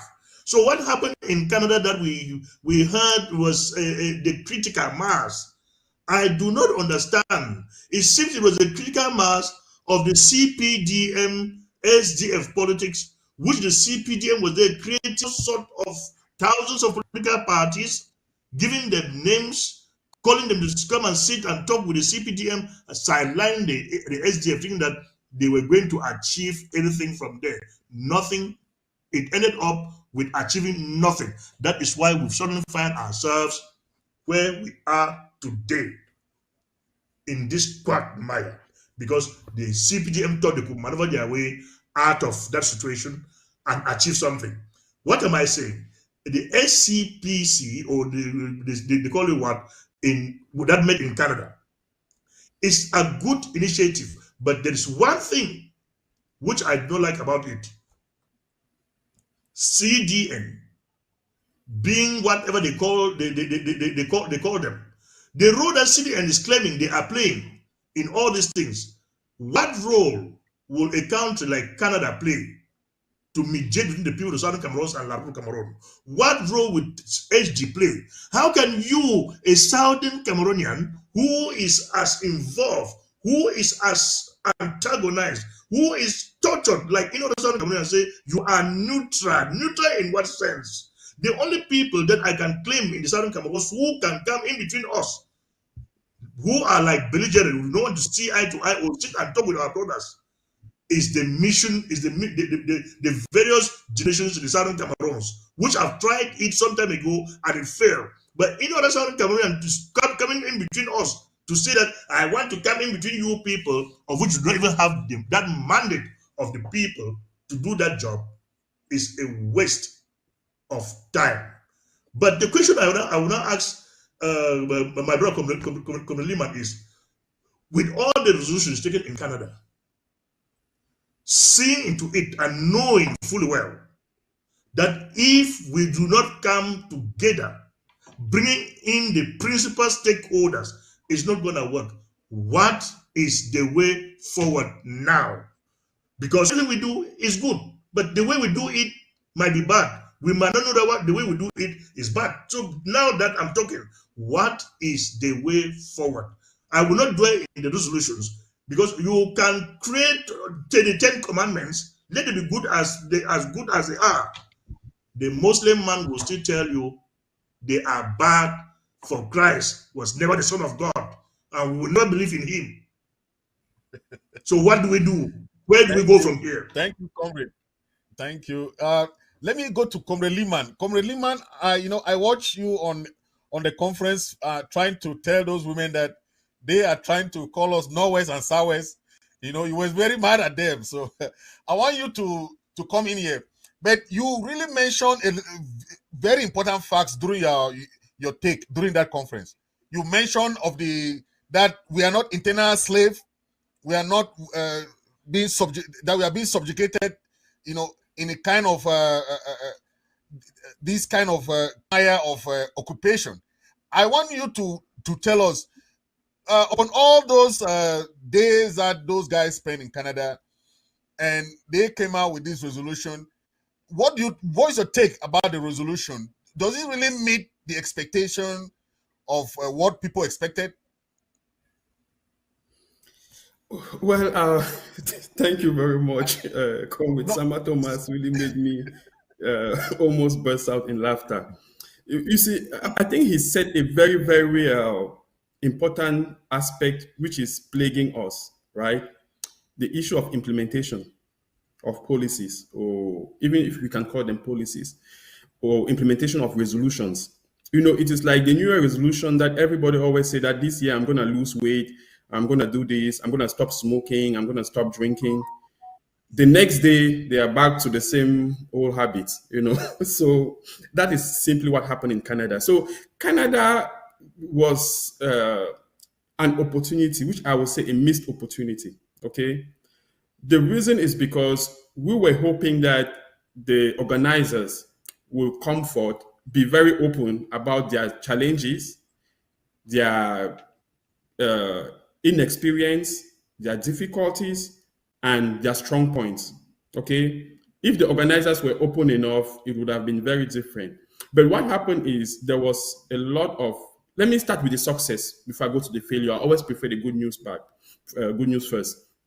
The good news in Canada is that it shows that our people are willing and open for a change in direction. They don't like the way the revolution is. They want something to be done differently.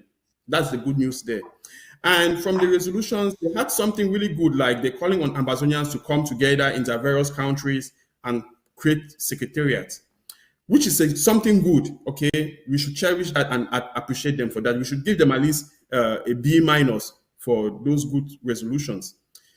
Now, if we move a step forward to the actual conference, which Comrade Dennis, I will speak under his control. If I say something out of line, he is free to interject anytime, because he was part of it also. So what happened in Canada was a big disservice to all the efforts we put in. Okay.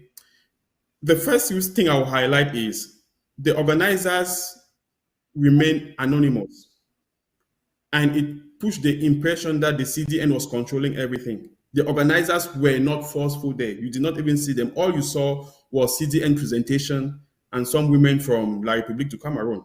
That was the killer boss there. That is what really struck me the wrong way. And now the second thing is that the organizers were inexperienced because they did not know who to invite and who not to invite. Because if they were aware of who to invite, they would not have invited the Cameroon Women Association to come and do a presentation for almost 2 hours, right? Calling us Northwest and Southwest of La République du Cameroon. And again, I will not blame the women because they are going back to La République. So if they say anything out of line, they will have it with the authorities. And then the next point which I want to highlight is the naivety of the organizers. Okay, the organizers were naive on who they were inviting. You cannot invite women from La République to a conference of Ambazonians coming forward to chart a way forward. That was the biggest problem. And then they had the speaker, the guest speaker, and I'm going to dwell mostly on the guest speaker, the CDN guest speaker, and the white person who was brought in. I forgot his name. I will start with Madame Lillian. Madame Lillian is an educator, I think so, but she's a CDN expert. But the problem is that Madame Lillian is not an Ambazonian expert. She doesn't know the conflict and the history of our people. She is just an average person who went to school, defended his thesis, got his doctorate or her doctorate, and she thinks that she can speak on behalf of Ambazonians, right? She presented a report, a CDN report, as she said, that detailed the school attendance and the human rights records going on in Ambazonia. And she went ahead to say that the government schools were operating at 50% capacity and the community schools were operating only at 10%, which is really bad because we don't have government schools in Ambazonia. The government of Bia doesn't control any schools. We have public schools that are funded by taxpayers, okay? If it was for the government, none of those schools would be open. But those are public schools funded by taxpayers. And so she said government schools are operating, which gave the impression that Ambazonians are not promoting schools, but the government is promoting schools because the 50% of schools that are functional are government schools. That is what rubbed me the wrong way. And now, she did not stop there. Madame Lilian Atanga kept on calling us non-state actors, calling the Amba fighters non-state groups, okay? And now this is what I tried to explain to them, which they took it the wrong way. Ambazonia is not a non-state actor, okay? Ambazonia is a subjugated state actor. Think of Ambazonia like a black man in America in 1972, when there was still slavery. Will you call that black person a non-human being farmer? No, you will say he is a subjugated or an enslaved human being. Right. Okay. The right word is an enslaved human being. So Ambazonia today is not a non-state actor. It is a subjugated state actor. Subjugated state actor. Correct. Exactly. And all Amba fighters are not non-state groups. They are subjugated state militia. Okay, they are state army. Look, for example, I want to use a good example like Switzerland. Okay, you understand why I call them non-state army or a subjugated state army. Your pardon. Switzerland doesn't have a standing army from long time ago. But if you attack Switzerland, all the able-bodied men will be given weapons to fight against the enemy. Okay, it doesn't make them non-state. It simply is because of the way their constitution is. The Republic of Southern Cameroon never had a standing army. When we agreed with La République du Cameroon to form the new federal state. So in case where we are now under subjugation, every able Ambazonian by the Geneva Convention have the right to pick up a weapon and fight against La République du Cameroon. It is by law. So when the reason I'm highlighting this is very important. I want people to understand the difference between a non-state and a state. Ambazonia is a subjugated state. It is a state nevertheless, okay? And we have to respect that. You might not like it, but those, I can quote you all the articles. Go to Article 56 of the 1961 United Federal Republic's Constitution. That is the document that brought the Southern Cameroons, the Republic of Southern Cameroons, to work with La République du Cameroon. It is clearly stated that this is an agreement between the government of the Republic of Southern Cameroons and the government of the Republic of Cameroons, two sovereign states equal in status. You can open the Constitution, Article 56. If you go to Resolution 1608, the vote was the vote for the independence of the Republic of Southern Cameroons. Okay, it happened on April 21st. And now, so when you have speakers like Madame Lillian, who knows nothing about our history, being invited as a CDN expert, it makes me worry, like, what are you doing? Okay. And they brought a white guy to explain us Resolution 1325 about women in conflict situations. And I said, wait, was the conference in Canada a conference to bring collaboration amongst Ambazonians, or was it a conference for women and gender studies? So we should be very honest with each other. We are past that level where we try to please or play games. The problem is the CDN, calling itself a facilitator, had a problem in the sense that if you bring an NGO into a revolutionary movement, the NGO can never be a revolutionary. They will do NGO business. Right. So the CDN was there to do NGO business. Whereas Ambazonians were thinking that maybe since they are here, they're going to help us. No, the CDN has nothing to offer to Ambazonia. Full stop. I don't have a problem with them. They are doing their best. But the CDN has nothing to offer to Ambazonia. We are in a revolution to restore a sovereign state. Okay? Right. An NGO like CDN has no part to play. So I will congratulate them for trying their best, but they are just not up to the task. Full stop. So let me stop here so I don't monopolize the floor. Yes, I want to ask Comrade Dennis Atem, who also made a very powerful contribution there, when he asked those ladies to respect, our flag, respect our, that we are advocating for either a referendum or advocating for a separate state. So he also castigated those ladies for calling us like separatists, that those ladies should not call us separatists. Comrade Atemkeng, you were there and you tried to forge the idea of referendum, negotiation, and collaboration. What's your take on what those ladies presented and you reacted? Become independent. Read every African history. So please, let us be clear, my dear ladies. We appreciate your work.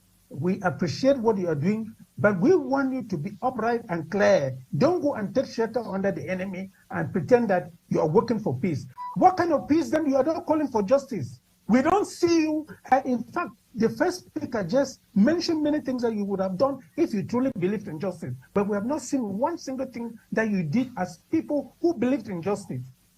You have never called La République out for the Ngwambe massacre, for all the massacres that they commit in Atete and against our people. You have not called them out for running away from dialogue.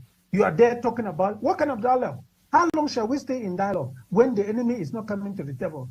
And you have no courage to tell the enemy, please, we are waiting for you on the table. You are the one that is frustrating dialogue. Okay, let us say that you have no courage to say so. Why are you not even coming to your people and saying, look, this is what we should do to get La République to the table? You were talking about talking to the other side. We believe in talking to the other side also. We believe in talking to the other side. And talking to the other side means inviting them to make their case. To make their case. Can you make a case? Wow. So that was except. So we just tried to play it so that Comrade Atemkeng. Yeah, yeah. Go on, sir. Well, I don't want us to focus on the criticism of this conference. Let us look at how we can move forward, because pointing out the mistakes that we had pointed out before will not help us anyway. Um, in fact, I pointed out also to them that there are a number of issues that have to be addressed. You take, for example, the Restoration Council. When we come now and create a completely new structure, are we just saying that the structures that the people of Ambazonia had created before are just thrown away and ignored? Is that the way a state should behave? I asked them about the referendum. This is a central issue in our struggle.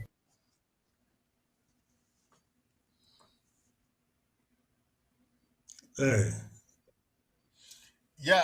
Okay. So I think some technical hitches there. Dr. Ngwambe, let me ask your own take about the conference. We saw how those ladies were calling us sours and nowheres and those disrespectful appellations that trying to sell the Yaoundé agenda. What was your take about the conference as a whole? I think our senior comrade is my, back. My line Okay, go went ahead. off. Okay, go ahead. I was saying that what is important now is for us not to hang on the criticisms of the conference, but to see how we can move forward, because they say it will be a recurring thing, so that we can also find a way to some of the mistakes. But I raised some other issues that, look, you take Southern Cameroonians now come together and they just ignore the structures that have been created by the people of Ambazonia before, like the Restoration Council. I asked the question, what is your take on the Restoration Council? Are you saying that it doesn't exist, or that you just ignore it, or what? Because we must, if you are going to bring the people of Ambazonia together, you must begin by respecting the structures that Ambazonia has created. What is your take on this? That's something that I'm looking forward to address when the conference next meets. The other issue I raised with them is the issue of referendum, because we cannot just say, oh, we just keep fighting forever. No. We have agreed that in order to persuade the enemy to come to the table and persuade your partners to stand up for you, you must be able to tell them what you want. Because if you don't tell them what you want, it is just fighting in the dark, fighting forever without ever being able to put down your solution. So we put down the solution of a referendum that, look, we want the voice of our people to be expressed freely without any manipulation from La République du Cameroon. It is the sovereign will of our people. We are not opposed to any solution whatsoever. If you say federation, you say independence, whatever, no, let our people decide that. So this is the point.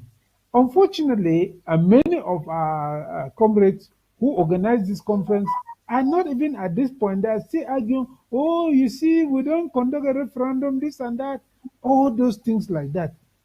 All of them explained over and over and over and over. We said clearly that there can be no question of us just fighting in the dark.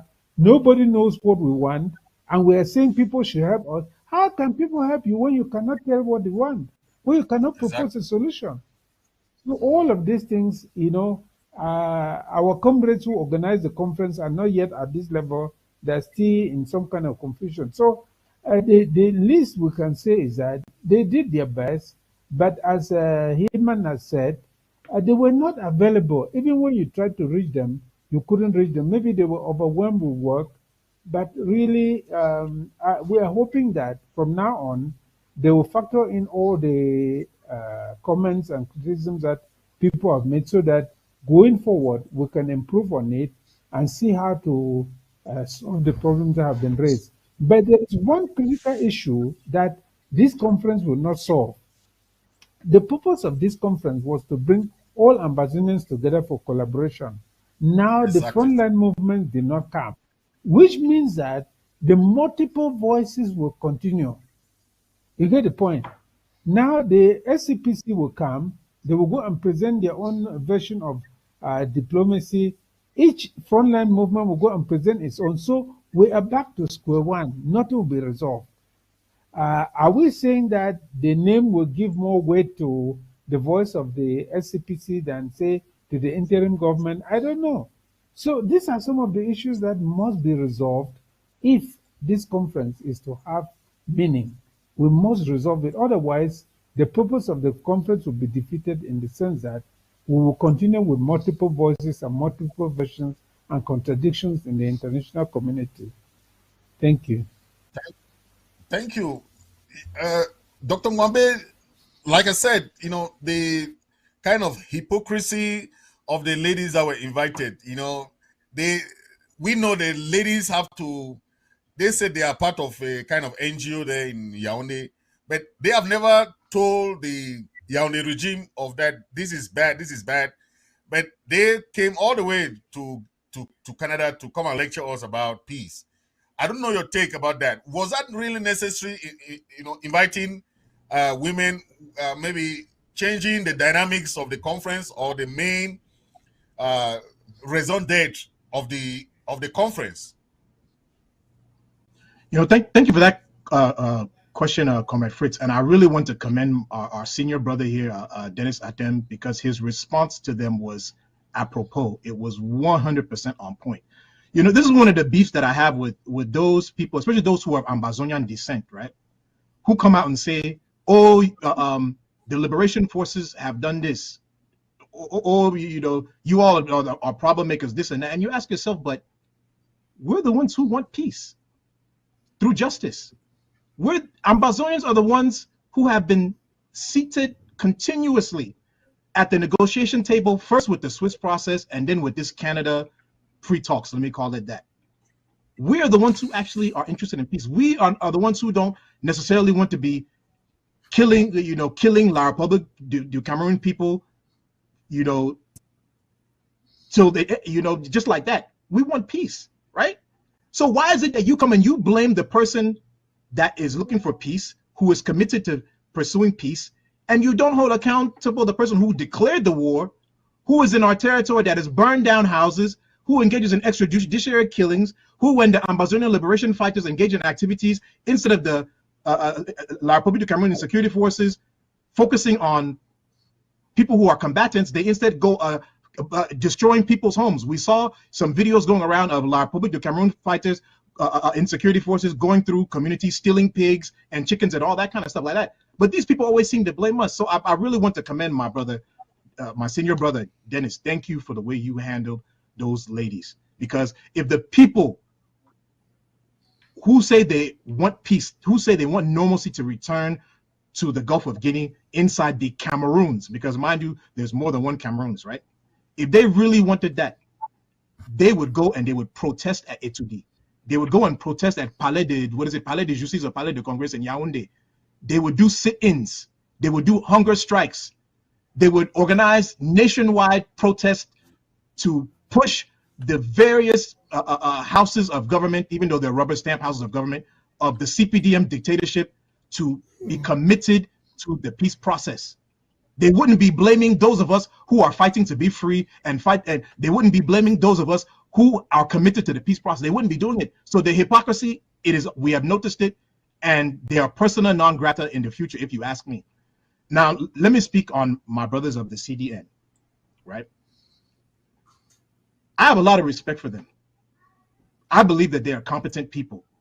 But unfortunately, and this is something that our senior comrade, Dr. Kwanga, pointed out, unfortunately, as competent as you all may be, and as educated as you all may be, and as exposed as you all may be, unfortunately, you don't have the track record that is needed to really get some of the things that are needing to be done across the finish line.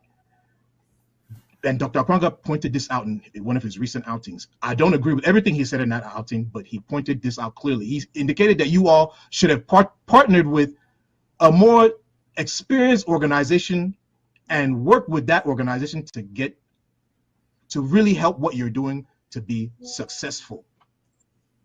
And you see, that's one of the reasons why I honestly I don't know how the CDN and the Southern Cameroon Stakeholders Platform are going to get over whatever it is that they have in themselves, but they need to really find a way to partner with our brothers and sisters of the Southern Cameroon's Ambazonia Consultation Coordination Team. They need to find a way to work together with them and actually engage in more consultations to really figure and to talk to the people and to talk to the main liberation stakeholders of this liberation struggle before they organize this next conference. Because if you all go ahead and organize, you all, the CDN and the Southern Cameroon Stakeholders Platform people, if you all go ahead and organize another conference, you are not going to get the desired result that you are expecting and what we all Ambazonians want. So you all need to slow this thing down a little bit, reach out to our brothers of the Southern Cameroon's Ambazonia Consultation Team, define the framework of how you all want to work, and then begin to go around and consult the IG, consult AGOVC ADF, and consult all the other Dr. Akwanga's team, SOCADEF APLM, SCAPO, consult all these other people before you proceed on with another consultation. The one thing that I really find unfortunate, I have to say, like looking at the resolutions of this their conference, is that one of the concerns that many of the stakeholders had about this thing was that they were not really clear on what was the ultimate agenda of this conference, this recent conference in Canada. And the resolutions end up showing what the ultimate agenda, their ultimate agenda was. And their ultimate agenda was to create a new structure, a new overall governing structure. Why they didn't say that from the beginning, I don't know. All this additional other stuff that they went and they did was not really necessary, because we already know all these things that they went and they talked about. We already know about the challenges our brothers and sisters are going through back home over education. We already know the challenges our brothers and sisters who have been locked up illegally by La Republic of Cameroon. We already know what they're going through. We already even know what the challenges and difficulties of our liberation forces are. And we even also already know what we need to be doing with our diplomat. We already know all that. But that was just, to me, that was just like a smokescreen or a filler for there to be the creation of this secretariat. And that's not what we really need right now, in all honesty. Well, let me say, not in the way that it was done. If you want to create a secretariat, join with the consultation team, consult with all the major stakeholders, and then we'll be very clear about what the ultimate agenda of the conference is going to be, which is the formation of a united platform where all Ambazonian structures that are meaningful, that are impactful, can come together and have oversight over this liberation struggle together. Because ultimately, a lot of the things and a lot of the conflict that we have in this liberation struggle is because everybody wants to have a say. Everybody wants to be able to influence the liberation fighters. Everyone wants to talk to the diplomats and get a peace thing going on. And because they don't know how they can do it together, or maybe they want to be the only person who has done it, multiple groups are springing up all over the place.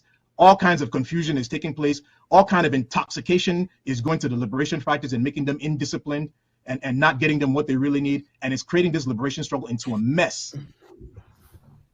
So that is the best advice I can give to the CDN. And it's unfortunate. I don't know whether they will take it or not, because it's the exact same situation that arose when the Swiss process was taking place. When the Swiss process was taking place, I still, up to this time, I don't understand why the CDN and those who were part of them, and mind you, some of these same actors who attended this conference, who were the people who were against what was going on at the Swiss process, is the exact same people.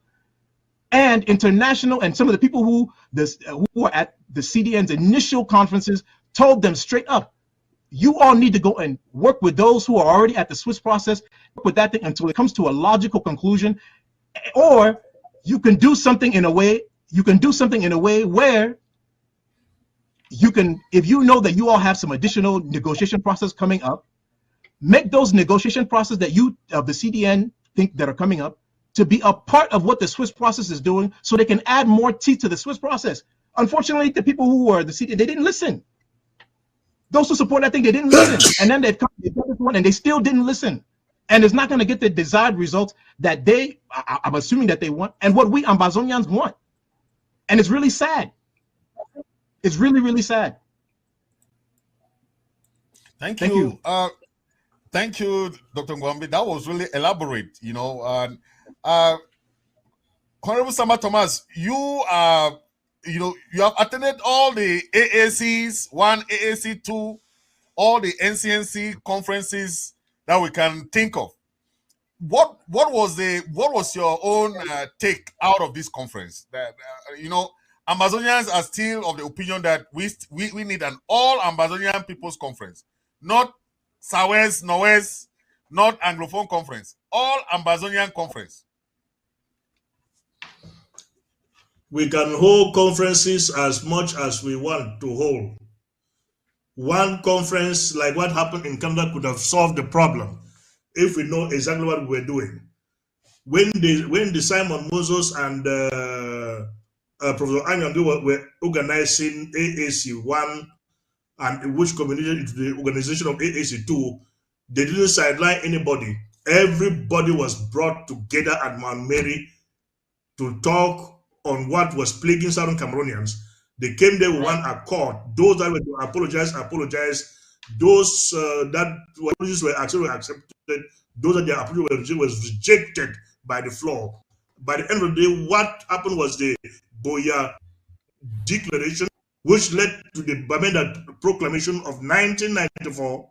So now, Canada, if Canada was sincere, and the CDN was sincere, like Comrade Mike has said, nobody could have been left out, and the subject of discussion could have been put pretty ahead of time that this is what we're going to discuss about. AAC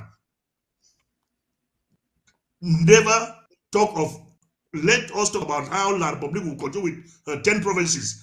AAC1 was, let us return to the two-state federation of 1961. AAC2 was, let us return to the federation of 1961. If not, we will give La Republic Cameroon a reasonable time to come to the table of negotiations. Once that time has elapsed, no more. So now, Canada could have thought of all these conferences that I've heard in the past and said, now our problem is unity. What can we do to bring everybody together? And bringing everybody together now does not need these women in front of the screen from that are coming from La Republic government to come and do La Republic's bidding in our meetings. We do not need them. If we need these women, what we can only tell this, my advice to these women is that let them tell La Republic Cameroon that we are one Cameroonese people. But these are who are few in their number. What we want to do, why don't we accept to organize a referendum so that we, one Cameroonese people that are in the majority, should vote for our one Cameroonese, while those few agitators are defeated in the field, and we close this in once and for all. Do that, but they must not carry it into any of our settings that we are talking of the total liberation of the Southern Cameroons. Had it been I was in Canada, I will not sit down to watch this woman for 2 hours read that piece of trash in that conference. I will meet them at the stage. They will go and never remember to come back again when a thing of that magnitude is organized. So what am I saying here to Comrade Lihmann? Next time, if we are organizing any meeting of the sort, and we know it's going to be serious and to be sincere, it must not be Southern Cameroonians calling other Southern Cameroonians to come and sit, because we are too suspicious of each other. We should call Professor Lumumba and give him that task, or any other body, friendly body that we recognize. Give them that task to invite those people we know that if they are not on the table, everything said and done in such things will be nil and void. We should bring them all together so that when we are leaving that conference, we know that we've done something concrete that will be binding to all Southern Cameroonians. Thank you. Because of time, I'll just make sure that we ask this last question and we give our closing remark. But this goes to Comrade Lihmann. Comrade Lihmann, I just want your advice after the failed Switzerland talk, the failed Canada talk, failed Grand National Dialogue, failed Canada Conference, everything has been failing. What is your suggestion moving forward if we have something that can synergize all the groups, all the leaders, and working together for a collaborative platform and structure. And you give your final remarks, please. Okay, I really want to thank you for giving me this opportunity to set the record straight. I want to confine in you guys something, and I think the entire Ambazonian public needs to know. Okay, the problem I had with the Canada conference is their lack of experience. I think they did everything right, but the lack of experience caused them to do a lot of mistakes. Okay, let us not get it out of context. And I want to call Dr. Ngwambe on something he said about the people in the organizers of Southern Cameroon's conference, Toronto, not opening up. You see, I happen to be the person who was negotiating, right, to get the Southern Cameroon Consultative Conference and the Southern Cameroon's conference in Canada to come together and work as one. I was given that assignment by the two groups. What happened is the organizers in Toronto, they came to a meeting to meet the organizers of the consultative conference. The organizers of the consultative conference refused and boycotted the meeting in front of me. Let me explain something to the Ambazonian people. I was in Washington, D.C. when we had the consultative conference with one of our big international friends, which I will not call their name out of respect. We were there for 3 days in a workshop. Okay, we came and we were asked to organize, to bring all Ambazonians together and let us have like a pre-conference meeting. What happened is those who were working with the consultative conference, they did not want to meet the organizers of the Toronto conference because of the CDN. They had all these accusations about the CDN. And so I said to the CDN, let us organize a meeting for me, CDN, the organizers of the Toronto conference, and the organizers of the Southern Cameroon Consultative Conference. CDN showed up. The organizers of the Toronto conference, that is SCPC or SCPSP or what they call stakeholders, they showed up.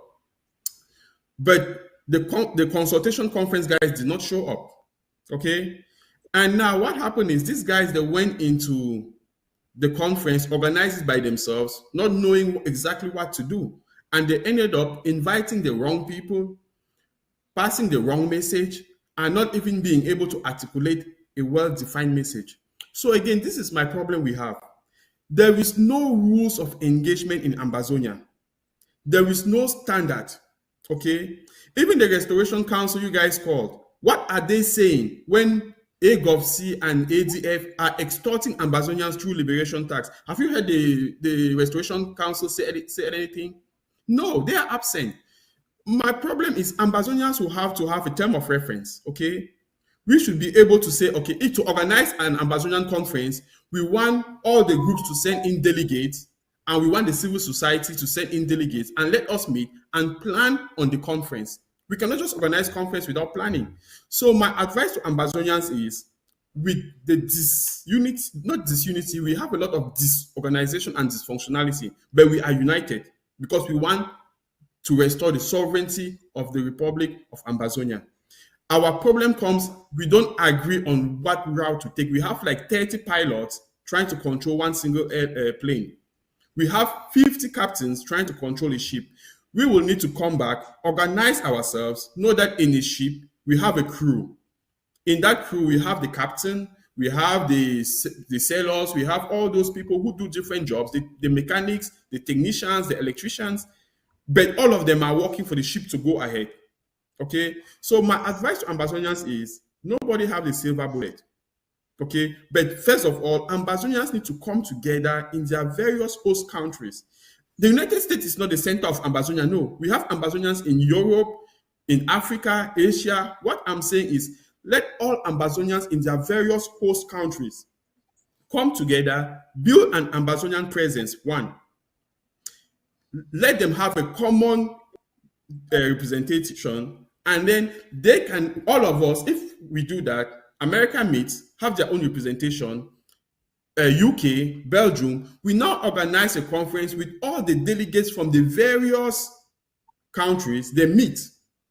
And then there we can now draw a particular let's say, an Ambazonian, how do they call it? Some sort of manifesto, right? That states the rules and what parties should play. Because look, for example, we have a situation where one person wants to do everything. Let's take, for example, AGOVC. Ayaba wants to control self-defense. Ayaba wants to control diplomacy.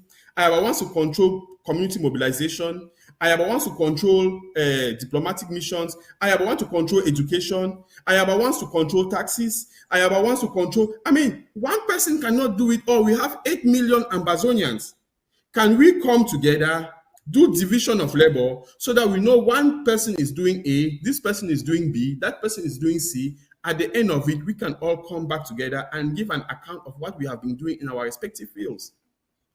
We are trapped in this small poor bear mindset where unity means everybody has to come and sit under one person. That's not unity. It is centralization.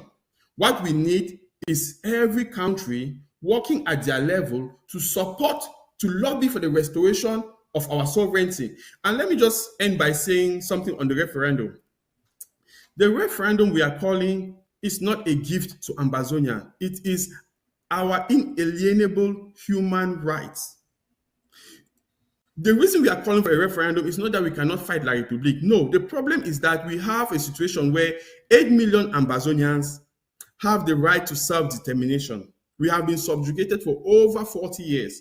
And the only way for our people to decide is for La République to walk out of our territory and give us the opportunity to do a transparent vote and decide where our people want to go. If our people say they want to go back to the 1961 arrangement, let it be so. If our people say they want to walk away, as we voted in 1961 to work with them, then let it be so. The problem we have is Ambazonians don't understand that there are rules, there are international conventions that guide our restoration quest. So when we talk about a referendum, we are talking about the right to self-determination of the Ambazonian people to choose their future. So I'm hoping that we will come together, at least have rules of engagement that enable us to work together. There is no society without rules of engagement or what you call a social contract. Our revolution is not an exception. We need to come together and set rules that all of us will have to respect. Given that we are under subjugation and we don't have a central government to take care and establish laws that will govern all of us, we will have to come together and set those rules of engagement. Thank you guys very much. And I really appreciate you bringing me to your show and giving me the opportunity to speak to the Ambazonian people. I hope you guys will continue to take the leadership position and bring all Ambazonians together. Thank you very much. Thank you very, very much for that closing. Thank you. You made some very pertinent point there, and I want Ambazonian to know about sending group delegates, about building that kind of Ambazonian presence in various countries, and also that referendum is our right. It's not it's a right of an Ambazonian to choose what they want for themselves, and also trying to have that social contract and rules of engagement. Thank you very much, Comrade Lihmann. It was nice to see you again. Thank you. Comrade Sama Thomas, your take on the final arbitration of these issues. That what is your own roadmap and advice to Ambazonian as of now? What roadmap do you think is good? I know you mentioned an internationally supervised referendum, but apart from that, what roadmap do you think is good for the Ambazonian people as of now to take? And you give your final remark, please. I think the roadmap for us to take is the roadmap of unity. If we cannot unite, at least we should collaborate. We should be given one signal to the international community. This is what I've been shouting over and over for years, that we are passing a lot of mixed signals to the international community, and as such, people do not know who to listen to and what to take, what to believe. We should come together. I've come again with this phrase of, let us be John the Baptist in the Southern Cameroon struggle. You should know that when you are fighting for the liberation of the Southern Cameroons, you might not enter the southern Cameroons. So fight if you never be there, but you want to liberate that land. If you are opportune, like the Thabo Mbekis and Jacob Zuma, or they call it Jacob Joseph, Jacob Zuma, if you are opportune like them to go to the southern Cameroons, don't fight that I must be president because the southern Cameroons is liberated. Wait for your turn. You might rule for, if you fight, you might die without ever being the president of the southern Cameroons. But still, I cannot be thinking of being the president of southern Cameroons today when the southern Cameroons is still far away. I should fight for the liberation of southern Cameroons first. So let us, fellow brothers and sisters, comrades, let us fight first for the liberation of southern Cameroons. When that country is liberated, we can now turn to see if I can lead. But for the moment, I do not see any reason fighting for leadership. For it is this leadership fight that has caused us to be where we are today, tearing each other apart. Because I must be the one to stand ahead and lead. I've never been standing ahead to lead. But am I not a leader? I am a leader by my own standing. So lead like Sama Thomas and let us go to where as fast as possible. Not fighting Sama Thomas here, of which there is nothing you will gain out of fighting Sama Thomas. So we should really climb down from our high horses, sit down, look at each other, eyeballs to eyeballs, and ask, what are we fighting for? What did we set out for? Are we still doing the line of what we set out for?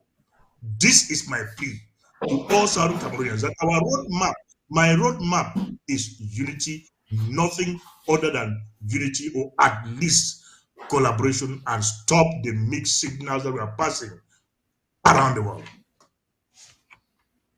That's my advice. Thank you, Comrade. Thank you very much for coming. I appreciate it.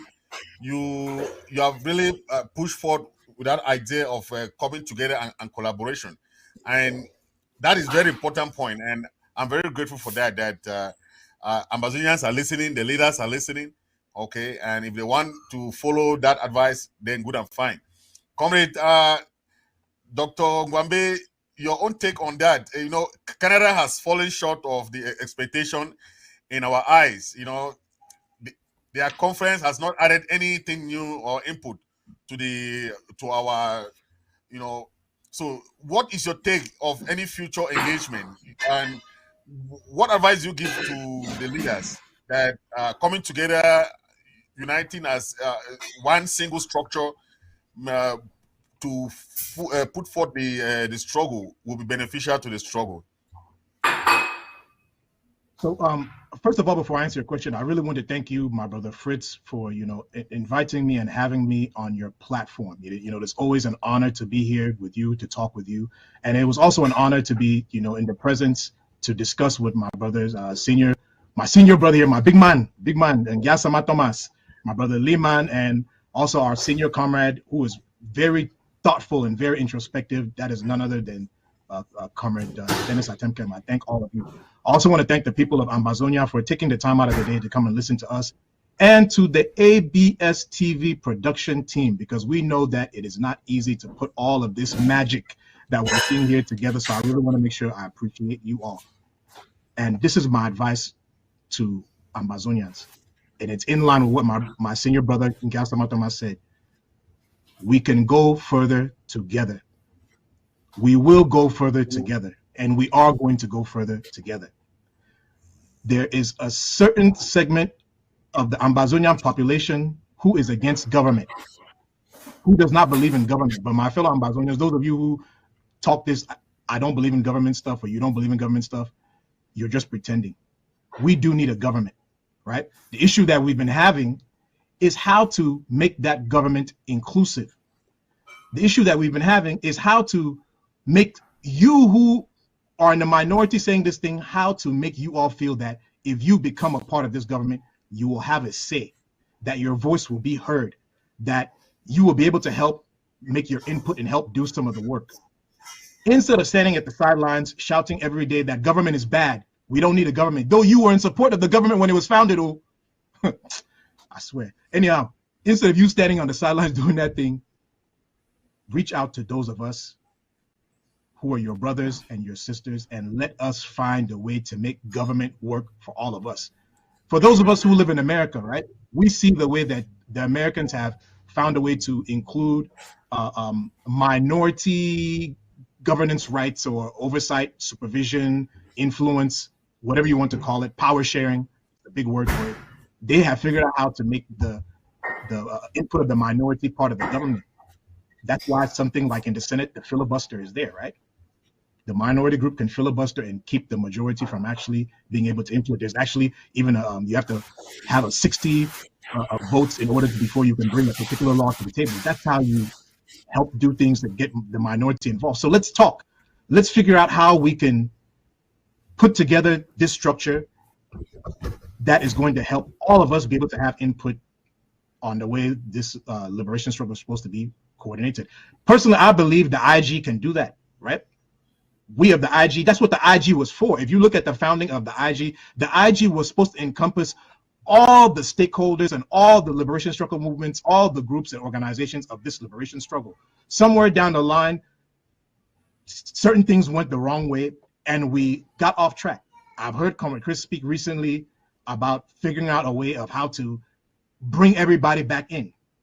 And I think now is the perfect moment, now that, you know, this conference has come out and we see that this conference in Toronto came out and we see that what they were trying to do is they were trying to put together another liberation structure. When liberation structures and the main stakeholders were not even part of this organizing of that thing, and that was wrong. Right. So I think now is the time for we Ambazonians, the major stakeholders, and those who are still proud to be Ambazonian, those who are committed to be Ambazonian, let us sit down and talk and figure out how we can share oversight, how we can share the responsibility, how we can share the influence of this liberation struggle, because we do need a government. We do need it.